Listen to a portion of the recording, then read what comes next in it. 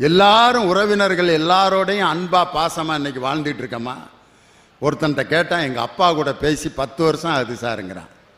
பெத்த தகப்பன் கூட 10 வருஷம் எப்படா பேசாமல் இருக்க? பேசுறதில்ல சார். எதுக்கு அந்த ஆள்கிட்ட பேசிட்டு அவரை போய் கேட்டால் பெத்த பிள்ளைகிட்ட ஏன்டா 10 வருஷம்?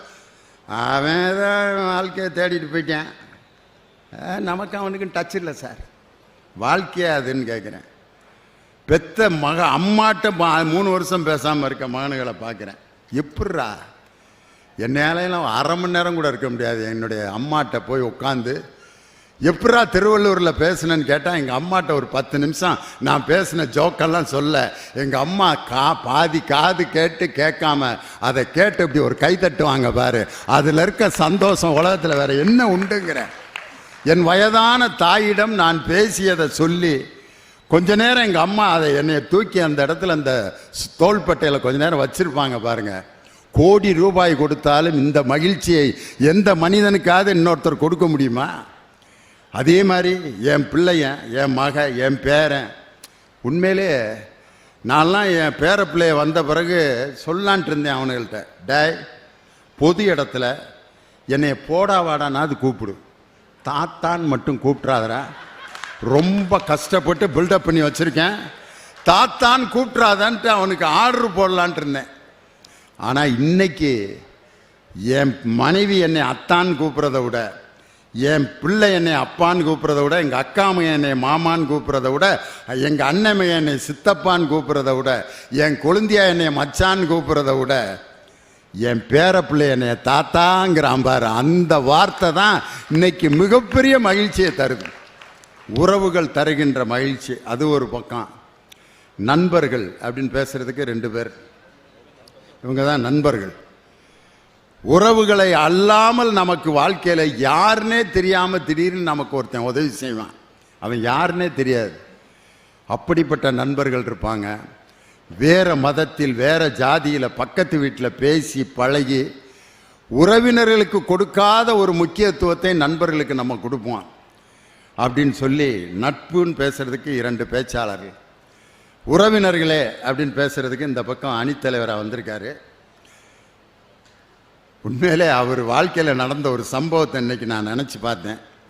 ஜாம்பியாங்கிற நாட்டுக்கு போயிருந்தோம், ஆப்பிரிக்கா நாடு. அந்த நாட்டில் இருக்க தமிழ் சங்கத்தில் பேச போயிருந்தோம். பேசிட்டு ஃப்ளைட்டில் கென்யா வழியாக வந்தோம். நீங்கள்லாம் யோசிக்கலாம், இவர் பெரிய வெளிநாட்டுக்கு போனதை திருவள்ளூரில் பீத்திக்கிட்டு இருக்காரு அப்படின்னு நினைக்காதீங்க. உண்மையிலே போயிட்டு வந்தோம். ஏன்னா சில பேர் இவங்க சும்மா இங்கே திருத்தணியே இங்கிட்ட பூந்தமல்லி இங்கே பேசிகிட்டு இருந்துட்டு அமெரிக்கா ஆப்பிரிக்கான்னு ரூட்டை கொடுக்குறாங்கன்ட்டு. நான் ஒருத்தன்ட்ட ஃபோட்டோ காமிச்சேன், கேட்குற அமெரிக்காவில் பேசிகிட்டு இருக்கேன் பாடுறான்னு. இதே மாதிரி உனக்கு எத்தனை ஃபோட்டோ எடுத்து காட்டுட்டேன்? நான் ஜப்பானில் பேசுன மாதிரி ஃபோட்டோ எடுக்கவான்னா. நான் எங்கேயும் போகல, விட்றா இப்போ என்னடா. நான் எங்கேயும் போகக்கூடாதுங்கிறதெல்லாம் அவன் கவனமாக இருக்கான். ஜாம்பியாவுக்கு போயிட்டு அந்த கென்யா ஏர்போர்ட்டில் உட்காந்துருந்தோம். எங்களுக்கு ஒரு 5 டேபிள் தாண்டி ஒரு கருப்பாக ஒருத்தர் உட்காந்துருந்தார். இவன் அவரையே பார்த்துட்டு இருந்தார். யார்? இனியவன். பார்த்துட்டு கொஞ்ச நேரம் அழுதார். என்னடா யாரோ ஒரு ஆப்பிரிக்க ஐயாவை பார்த்துட்டு இப்படி அழுகுறானே அப்படின்ட்டு போய் நேராக அவருக்கு பக்கத்தில் உட்காந்து கையை பிடிச்சிட்டு அழுகுறாரு. என்னடா ஏன்டா அப்படின்னு எனக்கு புரியல. போயிட்டு அவர்கிட்ட பேசிட்டு சொல்கிறான், எங்கள் அப்பா மாதிரியே இருந்துச்சு அவரை பார்க்க. எங்கள் அப்பா இறந்துட்டாரு, எனக்கு எங்கள் அப்பா மாதிரியே அவர் இருந்தார், எனக்கு அவரை விட்டு பிரிய மனசு வரல, அதனால் அவர்கிட்ட போய் நான் கையை பிடிச்சி பேசி அழுதுட்டு வந்தேன் அப்படின்னு சொல்லி. அப்பா மாதிரி இருந்த ஒருத்தர் மேலேயே இவ்வளவு பாசம் இருக்குன்னா அவங்க அப்பா கூட எப்படி வாழ்ந்திருப்பாருன்னு யோசனை பண்ணி பாருங்க. இதே இனியவன் அதே ஜாம்பியா ஏர்போர்ட்டில் ஃப்ளைட்டில் வர்றப்ப அந்த ஏர் ஹோஸ்டஸ் அம்மா எங்களுக்கெல்லாம் சோறு கொடுக்கவே இல்லை. ஒன் மோர் ரைஸ் அப்படின்னா, no only 1 time, no more அப்படின்ற. அம்மா 1 piece of sweet, 1 piece of bread அப்படின்னா, no bread, only 1 bread, only 1 butter அப்படின்னு. ஆனால் இனியவனுக்கு 3 தடவை பிரெட்டு கொடுக்குது, 3 தடவை பட்டர் கொடுத்துச்சு, 3 தடவை ரைஸ் கொடுத்துச்சு, கேட்குறப்பெல்லாம் சிக்கன் கொடுத்துச்சு. என்னடா இது பெரிய ஆச்சரியமா இருக்கு, கென்யாவில் வந்து எப்படி அவன் ஆளை பிடிச்சான் அப்படின்னு பார்த்தா இவரை நேசிக்க வச்சது இந்த கலர் தான். அந்த கென்யா ஏர்போர்ட் அந்த ஃப்ளைட்டில் இருந்த அந்த விமான பணிப்பெண் ஒரு கருப்பின பெண். இந்த கலரை பார்த்துட்டு நம்பால் தான் போல இருக்கு அப்படின்ட்டு கொஞ்சம் மாநரமாக இருந்ததுக்கு எனக்கு ஒரு ரொட்டி கூட கிடைக்கல எனக்கு. அதனால் அந்த பொண்ணு யாருன்னே தெரியாது. பேர்லாம் விசாரிச்சிட்டாரான், பிரான்சிஸ்கா அது பேர். நாங்கள் போயிட்டு வந்து 10 வருஷம் இருக்கோம். ஆனால் இன்னும் பேர் ஞாபகம் இருக்குன்னா அது இதோட அக்கா மகன் கிடையாது, அண்ணன் மகன் கிடையாது, ஒரு நட்பு. அந்த நிறத்தை பார்த்து இவர் நம்ம இனத்தை சேர்ந்தவராக இருப்பாரோ அப்படின்னு நினைச்ச ஒரு பாசம் இருக்குது பார்த்தீங்களா. வெளிநாட்டிலலாம் போகிறப்ப ஏதாவது ஒரு கடையில் தம்பி அப்படின்னு ஒரு சத்தம் கேட்டால் தமிழ் தமிழில் பேசுகிறாரு. ஒரு தம்பி யாருங்க நீங்கள்? நான் தேனி தாங்க. அப்படியா தேனியா சார்? லியோனி சார். என்ன சார் இங்கே லண்டனுக்கு வந்திருக்கீங்க? பட்டிமன்றமா தெய்வமே அப்படின்னு. அந்த லண்டனில் அந்த தமிழ் குரல் கேட்கும்போது இருக்கிற சுகம் இருக்குது பார்த்தீங்களா. அந்த வெளிநாட்டில் இருக்கும்போது தான் நம் தாய்மொழியினுடைய சுவை நமக்கு அப்போ தான் தெரியும். அது மாதிரி நண்பரோடையும் வாழ்ந்தவர், நல்ல உறவினர்களோடையும் மகிழ்ச்சியாக வாழ்ந்த இனியவன் உறவினர்களேன்னு பேச வந்திருக்காரு. அவரை எதிர்த்து பேசுவதற்கு நண்பர்களே என்ற அணியினுடைய தலைவராக வந்திருப்பவர் அருமையான பேச்சாளர், பேராசிரியர், முனைவர் பட்டம் பெற்ற விஜயகுமார். எஸ்ஏ கலை மற்றும் அறிவியல் கல்லூரியில் தமிழ்துறை தலைவராக இருக்கிறார். இவரிடம் படித்த மாணவர்கள் தான் இன்று உலகத்தையே கலக்கி கொண்டிருக்கக்கூடிய நம் தமிழனுக்கு பெருமை சேர்த்தும் செஸ் சாம்பியன்கள் பிரிக்யானந்தா, வைசாலி 2 பேருக்கும் ஆசிரியர் அவர் தான். இந்த மாதிரி ஒரு பெருமையெல்லாம் ஆசிரியர்களுக்கு தான் கிடைக்கும். ஏன்னா அதை நான் அனுபவிச்சவன். நான் வீட்டில் ஒரு நாள் சாயந்தரம் உட்காந்துருக்கேன், ஒரு அதிரடி பட போலீஸ் எங்கள் வீட்டுக்குள்ளே நுழைஞ்சி. நான் முடிவு பண்ணிட்டேன், ஏதோ மீட்டிங்கில் தப்பு தண்டாக பேசிட்டேன் போல், அரெஸ்ட் பண்ண வந்துட்டாங்க போல இருக்குன்ட்டு எங்கள் வீட்டுக்காரன் மட்டும் பெட்டியெலாம் துணிமணிலாம் எடுத்து வைப்பா, அரெஸ்ட் பண்ண வந்துட்டாங்கன்ட்டு உள்ளே நுழைஞ்சோன்னா ஒரு 5-6 போலீஸ்காரங்க சலிட் அடித்தாங்க. அரெஸ்ட் பண்ணுறதுக்கு முன்னாடி இப்படி தான் அடிப்பாங்க அப்படின்ட்டு அப்படியே கை காலெலாம் நடுங்கிட்டு இருந்துச்சு. திடீர்னு உள்ளே நுழைஞ்சார் deputy commissioner of Thomas Mount Prabhakar வந்தார். வந்து சார் அப்படின்னு சலிட் அடித்தார். என்னடா எஸ்பி சலிட் அடிக்கிறாரு? சார் உங்கள்கிட்ட படித்த பிரபாகரன் சார், இன்னைக்கு நான் எஸ்பியாக இருக்கேன் சார் அப்படின்ட்டு என் காலை தொட போனார். சார் யூனிஃபார்மில் இருக்கும்போது காலெலாம் தொடங்கணும். பரவாயில்ல சார், என்னுடைய ஆசிரியரை நான் எந்த நேரத்தில் வேணாலும் வணங்குவேன் அப்படின்னு சொன்னோன்னே தான் எனக்கு உசுரே வந்துச்சு. ஆஹா, அதிரடிப்படையோட ஒரு எஸ்பி ஒரு ஆசிரியரை வந்து பார்த்த அந்த சுகம். அது மாதிரி ஆசிரியர், நல்ல ஒரு ஆசிரியர் பேராசிரியர் விஜயகுமார். அதே மாதிரி நண்பர்களே என்று பேசுவதற்கு நண்பர்களோடு தான் இப்போ வாழ்ந்துட்டு இருக்காரு. இன்னும் குடும்ப வாழ்க்கைக்குள்ளே வரல, பார்த்தாலே தெரியுதுல்ல. நேற்று வேலூரில் புத்தக திருவிழாவில் அங்கே இருக்கிற பொம்பளை பிள்ளைகளெல்லாம் பார்த்து, உலகத்திலே நான் பார்த்த பெண்களிலேயே வேலூர் பெண்கள் தான் மிக அழகான பெண்கள்னார். இதையே சிவகங்கையிலையும் பேசினார், இதையே திருநெல்வேலியிலையும் ஏன்டா இப்படி போகிற ஊர்ல எல்லாம் பிட்ட போடுறான்னு பார்த்தா எப்படியாவது ஒரு நல்ல பொண்ணு கிடைக்குமான்ட்டு மேடைக்கு நான் அப்ளிகேஷன் போட்டுக்கிட்டு இருக்கேன் சார் அப்படின்னாரு.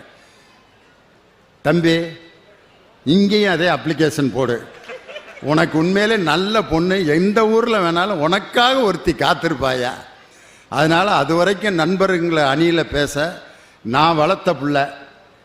ஸ்கூலில் படிக்கிற காலத்திலேருந்து என்னுடைய மேடையில் பேசி முத்தமிழறிஞர் டாக்டர் கலைஞர் அவர்களால் சிறந்த பேச்சாளராக தேர்வு செய்யப்பட்டு அவர்கிட்ட பரிசு வாங்கின பேச்சாளர் அவர்தான் என் அருமை தம்பி ஹரிபாலகிருஷ்ணன், புதுக்கோட்டைக்காரர். இந்த பக்கம் உறவினர்களே என்ற அணியில் பேசுவதற்கு உண்மையிலே உறவுகளோடு மகிழ்ந்து வாழ்பவர். நல்ல உறவுகள் சம்பந்தப்பட்ட பாடல்களையெல்லாம் பாடினார்னா ரொம்ப அருமையாக, காதல் பாட்டெலாம் பாடினார்னா அவர் மேரேஜ் ஆகிறதுக்கு முன்னாடி நிலைமைக்கு போயிடுவார்.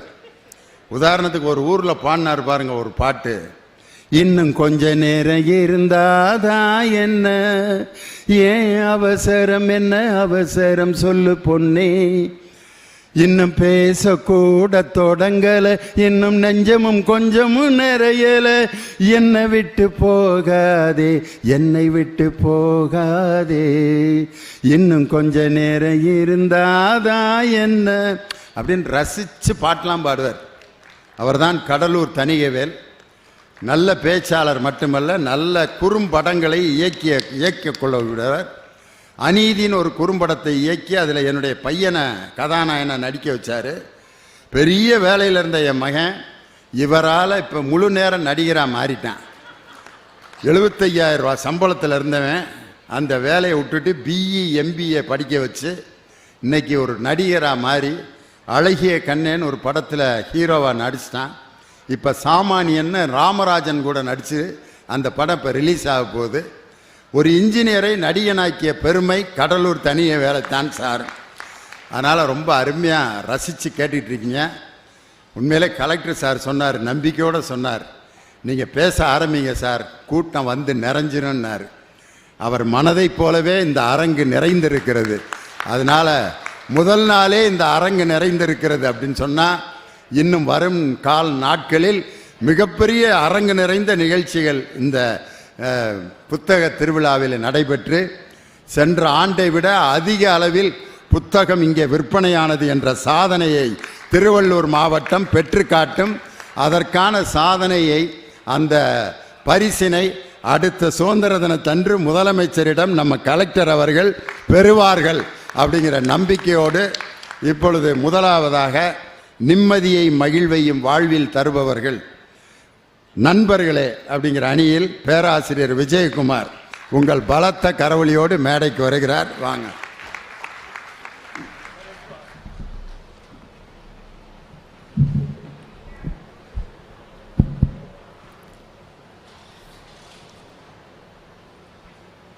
பாவலர்கள் பாலூட்ட பாண்டி பழம்பதியில் காவலர்கள் தாளாட்ட கற்ற மனங்களெனும் தொட்டிலே அண்டு துயின்று மிக வளர்ந்து பட்டு போல் நாவசைத்து பால் மழலை சொல்லி வந்த கட்டி தமிழே, கவிதை பெருஞ்சுவையே 8 திக்கும் எழில் வளர்த்த பூமகளே, தொட்டிலே கிடந்த என்னை தொல்காப்பியன் படுத்த கட்டிலே கிட என்ற கனிமகளே, கனிமணக்க பேசும் கற்றோர் அவையினிலே நடை பயில வந்திருக்கும் நான் உந்தன் இளைய மகன், உந்தன் பாதம் தொட்டு தொடங்குகிறேன் தூயவளே தமிழ் தாயே வாழிய நீ. வரலாற்று சிறப்புமிக்க திருவள்ளூர் மாவட்டத்திலே இயல் இசை நாடகம் என்ற முத்தமிழை போல 3வது புத்தக திருவிழாவினை பாங்கோடு ஏற்பாடு செய்து நடாத்தி கொண்டிருக்கிற மக்கள் நாயகர், ஒரு ஆட்சி தலைவர் எப்படி இருக்க வேண்டும் என்பதற்கு கட்டியம் கூறுகிற அற்புதமான ஆட்சி தலைவர் நம்முடைய ஐயா பிரபு சங்கர் அவர்கள் ஏற்பாட்டிலே இந்த புத்தக திருவிழாவினை சீரோடும் சிறப்போடும் எங்க மதுரையினுடைய சித்திரை திருவிழாவை போல நடத்தி கொண்டிருக்கின்ற அரசு அதிகாரிகளே, பெரியோர்களே, பட்டிமன்ற கலாரசிக பெருமக்களே, மேடையிலே திருக்குறள் எழுத வள்ளுவனுக்கு துணை நின்றது எழுத்தாணி. நீதிபதி அவர்களே, உங்களை தான் சொல்றேன். திருவள்ளுவருக்கு திருக்குறள் எழுத துணை நின்றது எழுத்தாணி.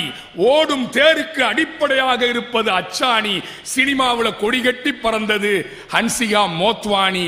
திண்டுக்கல்னா ஒன்னு பிரியாணி, இன்னொன்னு எங்க அண்ணன் லியோனி. எங்க இருந்தியா இது மாதிரி பெஞ்ச் டயலாக்லாம் பிடிக்கிற? யாரெல்லாம் மேட்சிங் கொடுத்தாரு பார்த்தீங்களா? அடியே மற்றதெல்லாம் ஓகே, ஆனால் ஹன்சிகா மோத்வானிக்கு அடுத்து என்ன சொன்ன? அற்புதமான தலைப்பு நீதிபதி அவர்களே. சந்தோஷத்தையும் நிம்மதியையும் மகிழ்ச்சியையும் எது தரும்? உறவா நட்பா? நீதிபதி அவர்களே, உறவு குறை சொல்லும், உறவு பழி சொல்லும், நட்பு வழி சொல்லும்.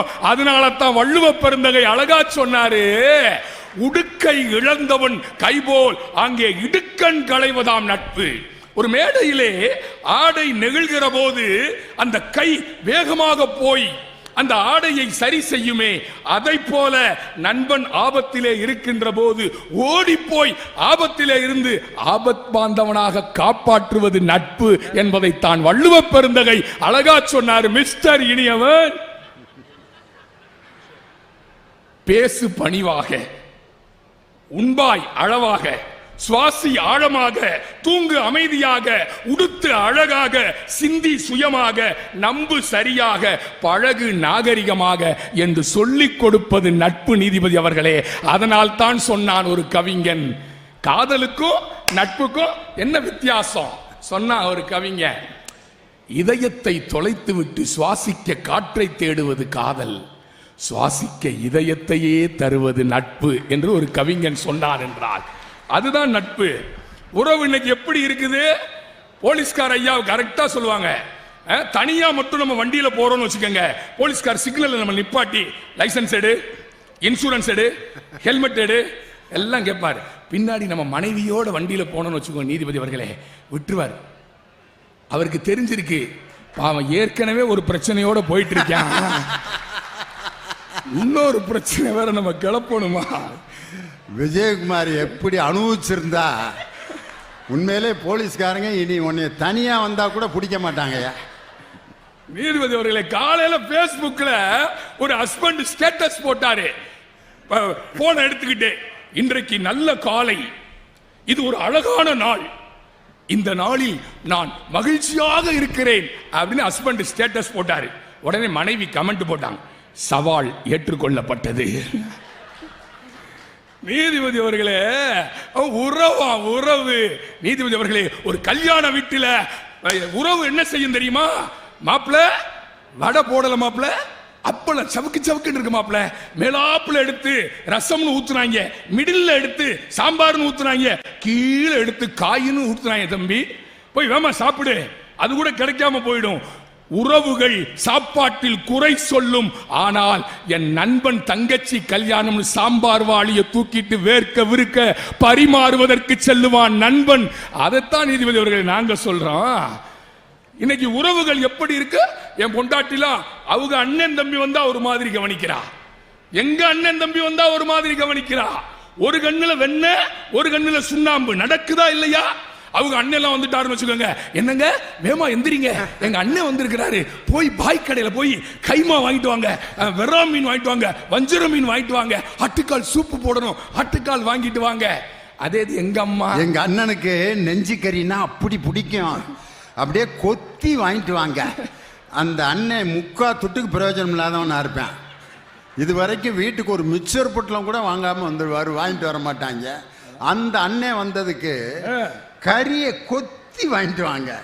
எங்க அண்ணனுக்கு எலும்புல சூப் வச்சா அப்படி பிடிக்கும் அப்படின்ட்டு வேர்க்க விறுவிறுக்க வேலை நடக்கும்யா. அது எங்க அண்ணன், எங்க அம்மா, என் தங்கச்சி வந்துச்சு வச்சுக்கோங்க, என்னங்க காலையில இருந்து ஒரே ஹெட் பெயினா இருக்குங்க, உடம்பு வட வட வட வடங்குது. உங்க ஃபேமிலியை பூரா ஓலால புக் பண்ணி பரோட்டா கடையில் போய் ஆளுக்கு 4 பரோட்டாவும் ஒரு ஆம்லேட்டும் கொடுத்து வாங்கிட்டு அப்படியே பேக்கப் பண்ணிருங்க. ஏன்? தனதால பார்த்தா தாவி அணைச்சிச்சான், வேத்தால பார்த்தா விரைச்சுக்கிடுச்சா அகப்ப என்று பார்சியாலிட்டி பார்ப்பது உறவுகள். மிஸ்டர் இனியவன், இனியவன் பழமொழி கேட்டார் பாத்தீங்களா? நீதிபதி அவர்களே, அழகா சொன்னா ஒருத்தன், உறவுக்கும் ஊசிக்கும் 2 ஒற்றுமை இருக்குது, உறவுக்கும் ஊசிக்கும் 2 ஒத்துமை இருக்குது. என்னடா சொல்லுடான்னு, ஒன்னு குத்தி காட்டும், இன்னொன்னு கோத்து விடும். உறவு குத்தி காட்டும் கோத்து விடும் சொன்னா, ஏதோ இப்பதான் கொஞ்சம் நஞ்சம் உறவினர்களோட மகிழ்ச்சியா வாழ்ந்துகிட்டு இருக்கேன். இவர் போடுற பிட்டெல்லாம் பார்த்தா நம்ம வீட்டில் போய் நிம்மதியா வாழ முடியுமாயா? உறவினர்களும் ஊசியும் ஒன்னா, ஒன்னு குத்தி காட்டுமா இல்லாட்டி கோர்த்து விடுமா? அதுதாங்க யதார்த்தம். நீதிபதி அவர்களே, அதைத்தான் சொன்னா வைரமுத்து அழகா சொன்னா, 1000 மருத்துவர்கள் செய்ய முடியாத சிகிச்சையை ஒரு நண்பனின் ஆறுதல் வார்த்தை தந்துவிடும், அவன்தான் நண்பன் சொன்னான். வீட்டில் நாங்களாம் படாத பாடுபடுறோம், ஆண்கள் நாங்கெல்லாம் வாடி வாசல்ல தான் காளையை அடக்குறோம், ஆனா பெண்கள் எங்க ஆண்களை எல்லாம் வீட்டு வாசல்லையே அடக்கிறாங்களே. நீதிபதி அவர்களே, இதுதானே இன்னைக்கு யதார்த்தமா இருக்குது. ஆனால் நட்பு எப்படிப்பட்டது? அழகா சொன்னான், நண்பன் மட்டும் என்னோடு இருப்பான் என்று சொன்னால் நான் நரகத்தில் இருப்பதற்கு கூட சம்மதம் என்று ஒரு கவிஞன் சொன்னான் என்று சொன்னால் அந்த நண்பன் தாங்க சூப்பர். அதியமான் ஔவையினுடைய நட்பு.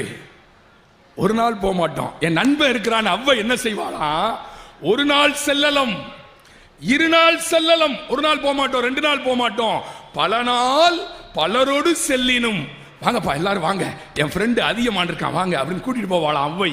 ஒரு நாள் செல்லலம், இரு நாள் செல்லலம், பல நாள் பலரோடு செல்லினும் தலைநாள் சென்ற விருப்பினன் மாதோ என்று தன் நண்பனை போட்டி காட்டி ஆணும் பெண்ணும் நண்பர்களாக இருக்கலாம் என்று சொன்னது உண்டு. காதல்ல கூட கள்ளக்காதல் உண்டு, ஆனால் நட்பிலே கள்ள நட்பு இல்லை. நீதிபதி அவர்களே, நீதிபதி அவர்களே, அறிவுமதி என்ற ஒரு கவிஞன் அழகா சொல்லுவான். அம்மா கிட்ட இன்ட்ரோடியூஸ் பண்ண போறா தான் ஃப்ரெண்டை கூட்டிட்டு. அந்த நட்புக்குரிய அந்த பெண், அவ்வை அதிகமான நட்பை படித்தவர்கள் இல்லையா, அம்மாட்ட கூட்டிட்டு போறா ஃப்ரெண்ட. அம்மா இவர் தான் அப்படின்னு பேரை அனௌன்ஸ் பண்றா. இவர் தான் அப்படின்னு எல்லா அம்மாக்களையும் போல புருவத்தை விரித்து ஆச்சரியம் பரபரக்க என்ன நடக்க போகுதோன்ற மாதிரி அம்மா பரபரப்பா இருக்கிற போது அந்த பெண் அழகாய் சொன்னாள், அம்மா ஒருபோதும் இவர் உன் மருமகன் ஆக முடியாது, ஏனென்றால் இவன் என் நிச்சயிக்கப்பட்ட நண்பன் என்று ஆண் பெண் நட்புக்கு இலக்கணம் வகுத்தது. உறவு என்ன சார் உறவு? பசுமை நிறைந்த நினைவுகளை பாடி திரிந்த பறவைகளை பறந்து செல்கின்றோம், நாம் பிரிந்து செல்கின்றோம். குரங்குகள் போலே மரங்களின் மேலே தாவி திரிந்தோமே, வரவுக்கு மேலே செலவுகள் செய்து கழித்திருந்தோமே. நாங்க உறவுகளை தப்பா நினைக்கல. இன்னைக்கு உறவு எப்படி இருக்குது? பேஸ்புக்ல ஒரு கமெண்ட் பார்த்தேன் நீதிபதி அவர்களே, அந்த செய்தியோடு நான் நிறைவு செய்கிறேன். அந்த பெண் சொல்கிறாள் அந்த பேஸ்புக்ல, அம்மா அப்பாவை பேணி பாதுகாக்கிற உரிமை மட்டும் எங்கள் பெண்களுக்கு கிடைத்து விட்டால் இந்த நாட்டில் முதியோர் இல்லங்களே இருக்காது என்று ஒரு பெண் சொன்னாள். உடனே பையன் கமெண்ட் போடுறான், மாமனார் மாமியாரை அம்மா அப்பாவாக பார்க்கின்ற நிலைமை இருந்தாலும் இந்த நாட்டிலே முதியோர் இல்லங்கள் இருக்காது என்று சொன்னார். இன்றைக்கு அதுதானே உறவுகளுடைய நிலை. இந்தியாவிலே வயல்களை விட வரப்புகள் அதிகம். இந்த வயலே போனாலும் பரவாயில்ல, என் அண்ணனுக்கு இந்த வரப்ப நான் விட மாட்டேன் என்று வழக்குகள் நீதிமன்றத்தில் இருக்கிறது. நட்பு சூப்பர் சார். ஆழ நெடுந்திரை ஆறு கடந்து இவர் போவாரோ, வேள நெடும்படை கண்டு விளங்கிடும் உள்ளாலோ, தோழமை என்றவ சொல்லிய சொல்லொரு சொல்லன்றோ, ஏழமை வேடன் இறந்தில நின்றன ஏசாரோ. ராமன் என்னைய தோழன்று சொல்லிட்டாயா, பரதன் இந்த குகனுடைய பிணத்தை தாண்டிதான் ராமனை அடைய முடியும், தோழன்னு சொல்லிட்டான், என் உயிரை கொடுப்பதற்கு கூட தயங்க மாட்டேன் என்று குகன் பேசுகிறான் என்று சொன்னால் அந்த தோழமைதான் வாழ வைக்கும். வாய்ப்பிற்கு நன்றி, வருகிறேன், வணக்கம். விஜயகுமாரோட ஆவேசத்தை பார்த்தீங்களா? மைக்கே பின்னால வந்துருச்சு. அவ்வளவு உறவுகளால் பாதிக்கப்பட்டிருக்கார். உண்மையிலேயே அவங்க வீட்டுக்காரமா அவங்க சொந்தக்காரங்க வந்தால் எப்படி ஆட்டம் போட்டு சமைக்கிறாங்க. எங்கள் வீட்லேயும் அதே தான். அவங்க அண்ணன் தம்பிங்க வந்தாங்க, ஆட்டம் பாட்டம் கொண்டாட்டம் தான். எங்கள் அண்ணன் என்னை படிக்க வச்சவர், அவர் வர்றாரு, ஏண்டி எங்கள் அண்ணன் வந்திருக்காரு, அதுக்கு என்ன செய்ய சொல்கிறீங்க? எங்கள் அண்ணன்டி என்னை அவர் தான் வாத்தியார் ஆக்குனாரு, உங்களை வாத்தியார் ஆக்குனாரு, என்னை வாக்குனாரு. வந்திருக்காருப்பா, அவருக்கு ஏதாவது சோறு, எனக்கு இடுப்பு சிப்பு சிப்பு சிப்பு சிப்புன்னு வலிக்குது, நிற்கவே முடியல, 2 புரோட்டா வாங்கி கொடுத்து அனுப்பிச்சி விடுங்க. யார்? எங்கள் அண்ணனுக்கு. ஒரு டெத்து வீட்டில் பாருங்களேன், இந்த உறவினர்கள் படுத்துகிற கொடுமை. அந்த கிழமை பாட்டுக்கு இப்படி செத்து கிடப்பார். 6:30க்கு தான் எடுக்கணும்னு ஒருத்தன் வந்து கலகம் பண்ணுவேன். 6:30க்கு நல்ல நேரம். இன்னொருத்தன் வருவேன், 6:30க்கு எடுத்த சுடுகாட்டுக்கு போனோம் போகாது பார்த்துக்க, 8:45க்கு எடுக்கணும். பிறந்தகத்துக்கு கோடி கொண்டு வந்து எங்க பெருசுக்கு போட்டா தாண்டா எடுக்கணுங்கிறான். இன்னொருத்தன் வர்றேன், நாளை காலையில் தான் எடுக்கணும். எங்கள் சொந்தக்காரங்க எல்லாம் உச்சிலம்பட்டிலேருந்து வந்துக்கிட்டு இருக்காங்க. நாளை காலையில் நாங்கள் கூட அந்த பெருசு இப்படியே பார்த்தவர், நானே நடந்து போய் படுத்துக்கிறேன்டா, ஏன்டா இப்படி கொடுமைப்படுத்துறீங்க, செத்துட்டேன், என்னைய கொண்டு போய் சுடுகாட்டில் வைக்கிறதுக்கு மும்பிட்டு கலகம்மா. ஆனால் அதே டெத்து வீட்டில் பாருங்க, பந்தல் போடுறதுக்கு ஹெல்ப் பண்ணுறவன் யாரு? அந்த டெத்துக்கு எல்லா வேலையும் செஞ்சுக்கிட்டு இருக்கிறவன் மாமன் கிடையாது, மச்சான் கிடையாது, அண்ணன் கிடையாது, தம்பி கிடையாது, அந்த டெத்தை பறி கொடுத்தவனுடைய நண்பர்கள் தான் அந்த இடத்துல ஓடி ஆடி வேலை செஞ்சுட்டு இருப்பான். டிஎம் சௌந்தரராஜனை பேட்டி கொடுக்குறப்ப அவர் சொன்னார், உறவுகளை பாராட்டி நிறைய பாட்டு பாடியிருக்காரு டிஎம் சௌந்தரராஜன். தங்கச்சிக்கு அவர் பாடாத பாட்டா? கூட ஒரு தங்கச்சி பிறக்கலையேன்னு ஏங்குற மாதிரி இருக்கு அந்த பாட்டு. மலர்ந்தும் மலராத பாதி மலர் போல வளரும் விழி வண்ணமே, வந்து விடிந்தும் விடியாத காலை பொழுதாக விளைந்த கலையன்னமே, நதியில் விளையாடி கொடியில் தலை சீ.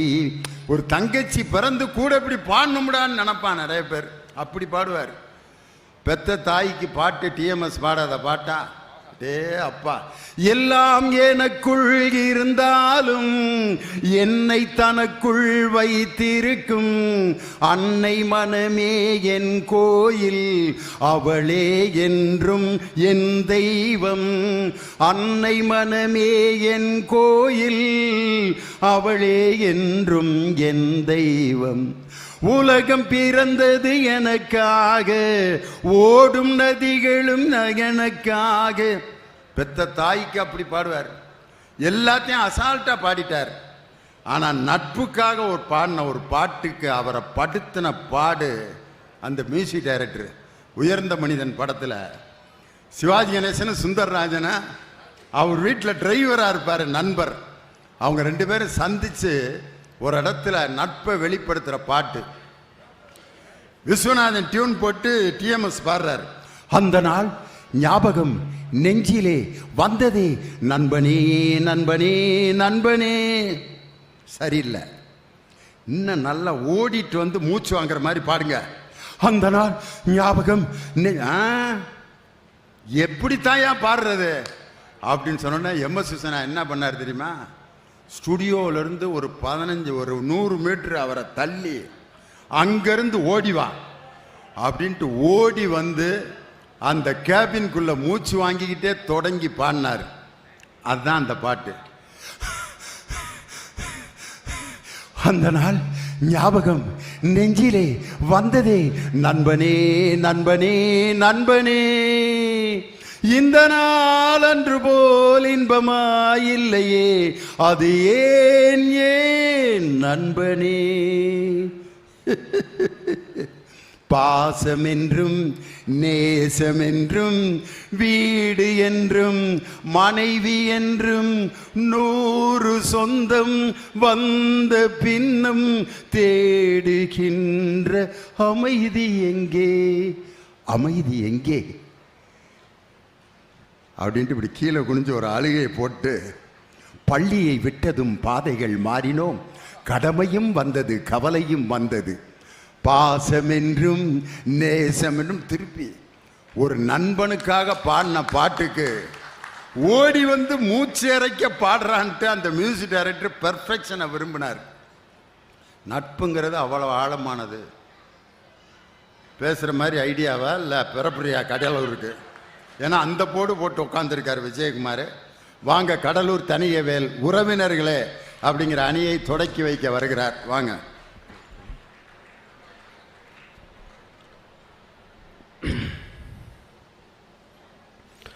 பெற்றெடுத்த பெற்றோருக்கு நல்ல மகனாக, உடன் பிறந்தவர்களுக்கு நல்ல சகோதரனாக, கட்டிய மனைவிக்கு நல்ல கணவனாக, தான் பெற்றெடுத்த பிள்ளைகளுக்கு நல்ல தகப்பனாக, அவர்களும் பெற்றெடுத்த குழந்தைகளுக்கு நல்ல தாத்தாவாக அமர்ந்திருக்கும் அண்ணன் லியோனி அவர்களே. எல்லாத்தையும் உறவு போட்டு பேசிட்டு இருக்காரு. உண்மையிலே இந்த எல்லா உறவோடையும் வாழ்ந்துட்டு இருக்கேன். அதுக்கு இப்ப என்னங்கிற நீ? நடுவர் அவர்களே, எங்க அண்ணன் விஜயகுமார் அவர்களுக்கு என்ன பிரச்சனை?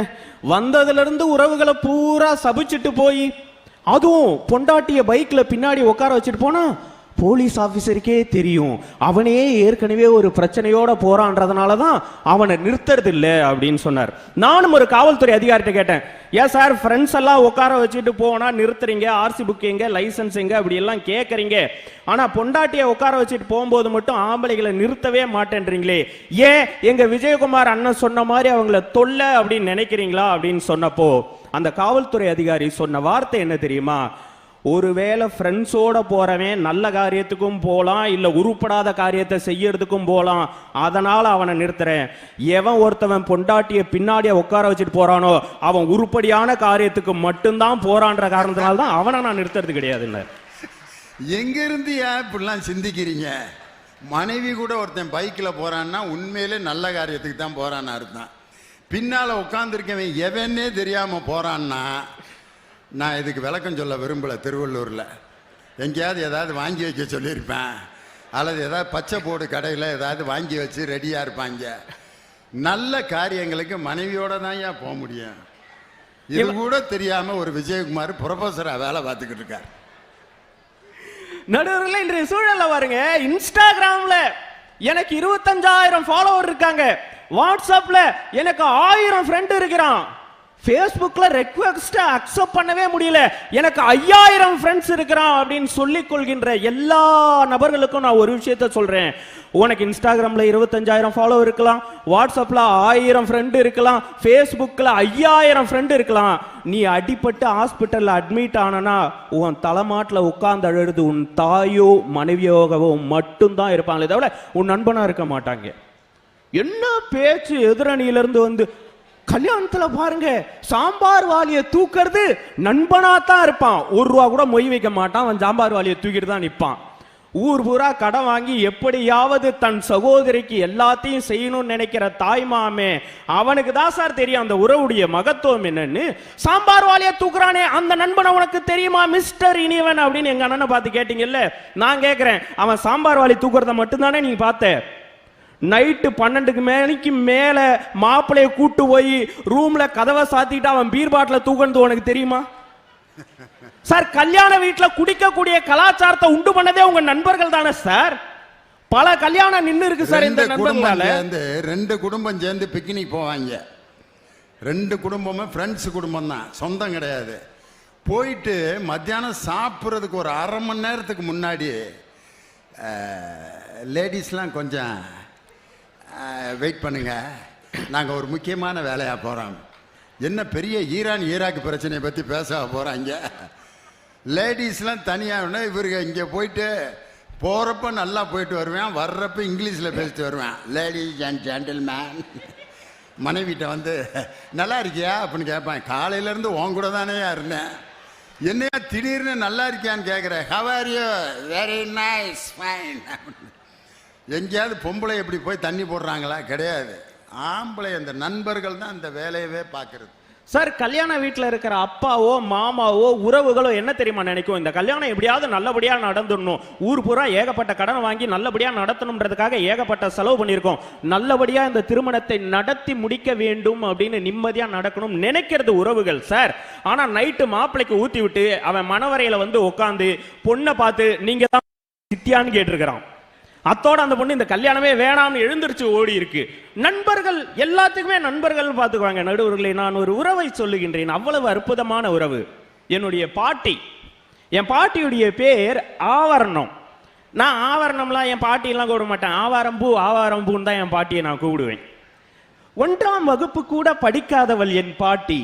1ஆம் வகுப்பு கூட படிக்காதவள் என் பாட்டி. ஒரு பிள்ளையை படிக்க வைத்து அரசாங்க வேலை வாங்கி கொடுக்கவே திணறிக் கொண்டிருக்கும் ஊரில் 4 பெண் பிள்ளைகளை பெற்றெடுத்து அதில் 3 பிள்ளைகளை அரசு வேலையில் அமர்த்திய கெட்டிக்காரி அவள். நீங்க யோசிச்சு பாருங்க, இன்றைய காலத்துல ஃபாஸ்ட் ஃபுட் கலாச்சாரம்லாம் வந்துருச்சு இல்ல. என் அம்மாவுக்கு அவதான் சமைச்சு போட்டா என் பாட்டி, எனக்கும் அவதான் சமைச்சு போட்டா. இன்னைக்கு நான் பெத்தெடுத்த என் பிள்ளைக்கும் அவளே அவ கையால சமைச்சு ஊட்டிட்டு இருக்கா சார். அவ வைக்கிற மீன் குழம்போட ஸ்பெஷாலிட்டி என்ன தெரியுமா?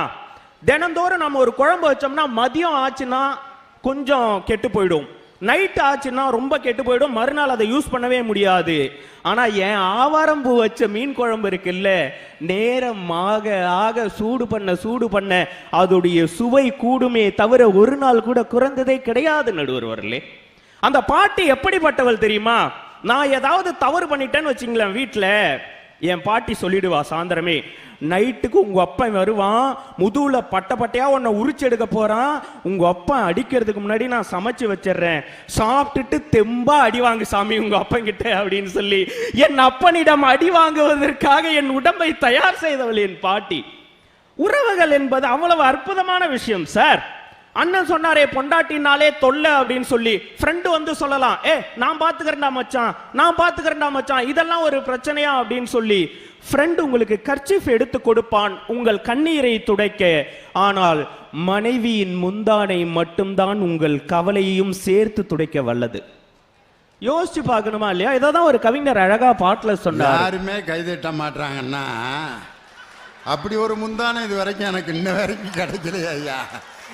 தனியாக பொய்யா பேசிக்கிட்டு இருக்காரு அப்படின்ட்டு ஒருத்தர் தன்னுடைய ஒய்ஃபை அப்படியே பார்க்குறாரு, பேசுகிறாரு, பாத்தியா என்னைக்கா தொடச்சிருக்கியா நீ அப்படிங்கிற மாதிரி. இல்லை நடுவர்களே, எல்லாம் வீட்டில் இப்போ நைட்டியாக போடுறாங்களா, அதனால முந்தான இல்லை அப்படின்னு. ஓ, அதனால கைதட்டலையா? இதுதானே ஒரு கவிஞர் அழகாக சொன்னார்.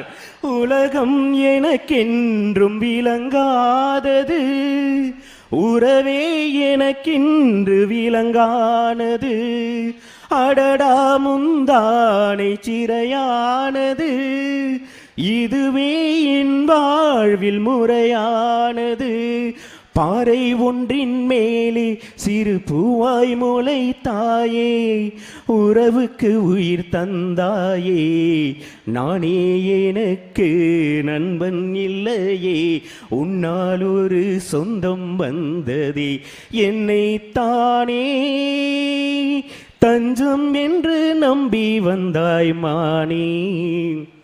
ஒரு நண்பனின் இடத்தை மனைவியால் பூர்த்தி செய்ய முடியும், எந்த ஒரு நண்பனாலும் மனைவியுடைய இடத்தை எந்த காலத்திலும் பூர்த்தி செய்ய முடியாது. நடுவர் அவர்களே யோசிச்சு பார்க்கணும். அதுல வந்து ஐன்ஸ்டீன் பேரன் எங்க அண்ணன் விஜயகுமார், காதல்ல கூட கள்ளக்காதல் இருக்கு, ஆனா நட்புல கள்ள நட்பு இருக்கா? அண்ணே தமிழ்வாதியார் தானே நீ? கூடா நட்புன்னு ஒரு வார்த்தை இருக்கு தெரியும்? கூடா நட்புன்னு ஒண்ணு இருக்கு. சேரக்கூடாதவங்க கூட சேர்ந்தனா வாழ்க்கையில உருப்படவே மாட்டேன்னு அந்த காலத்திலேயே செய்யுள்ளெல்லாம் சொல்லி வச்சுட்டு போயிட்டாங்க. இது எங்க அண்ணன் விஜயகுமாருக்கு ஏன் தெரியல அப்படின்றதான் என்னுடைய கேள்வி.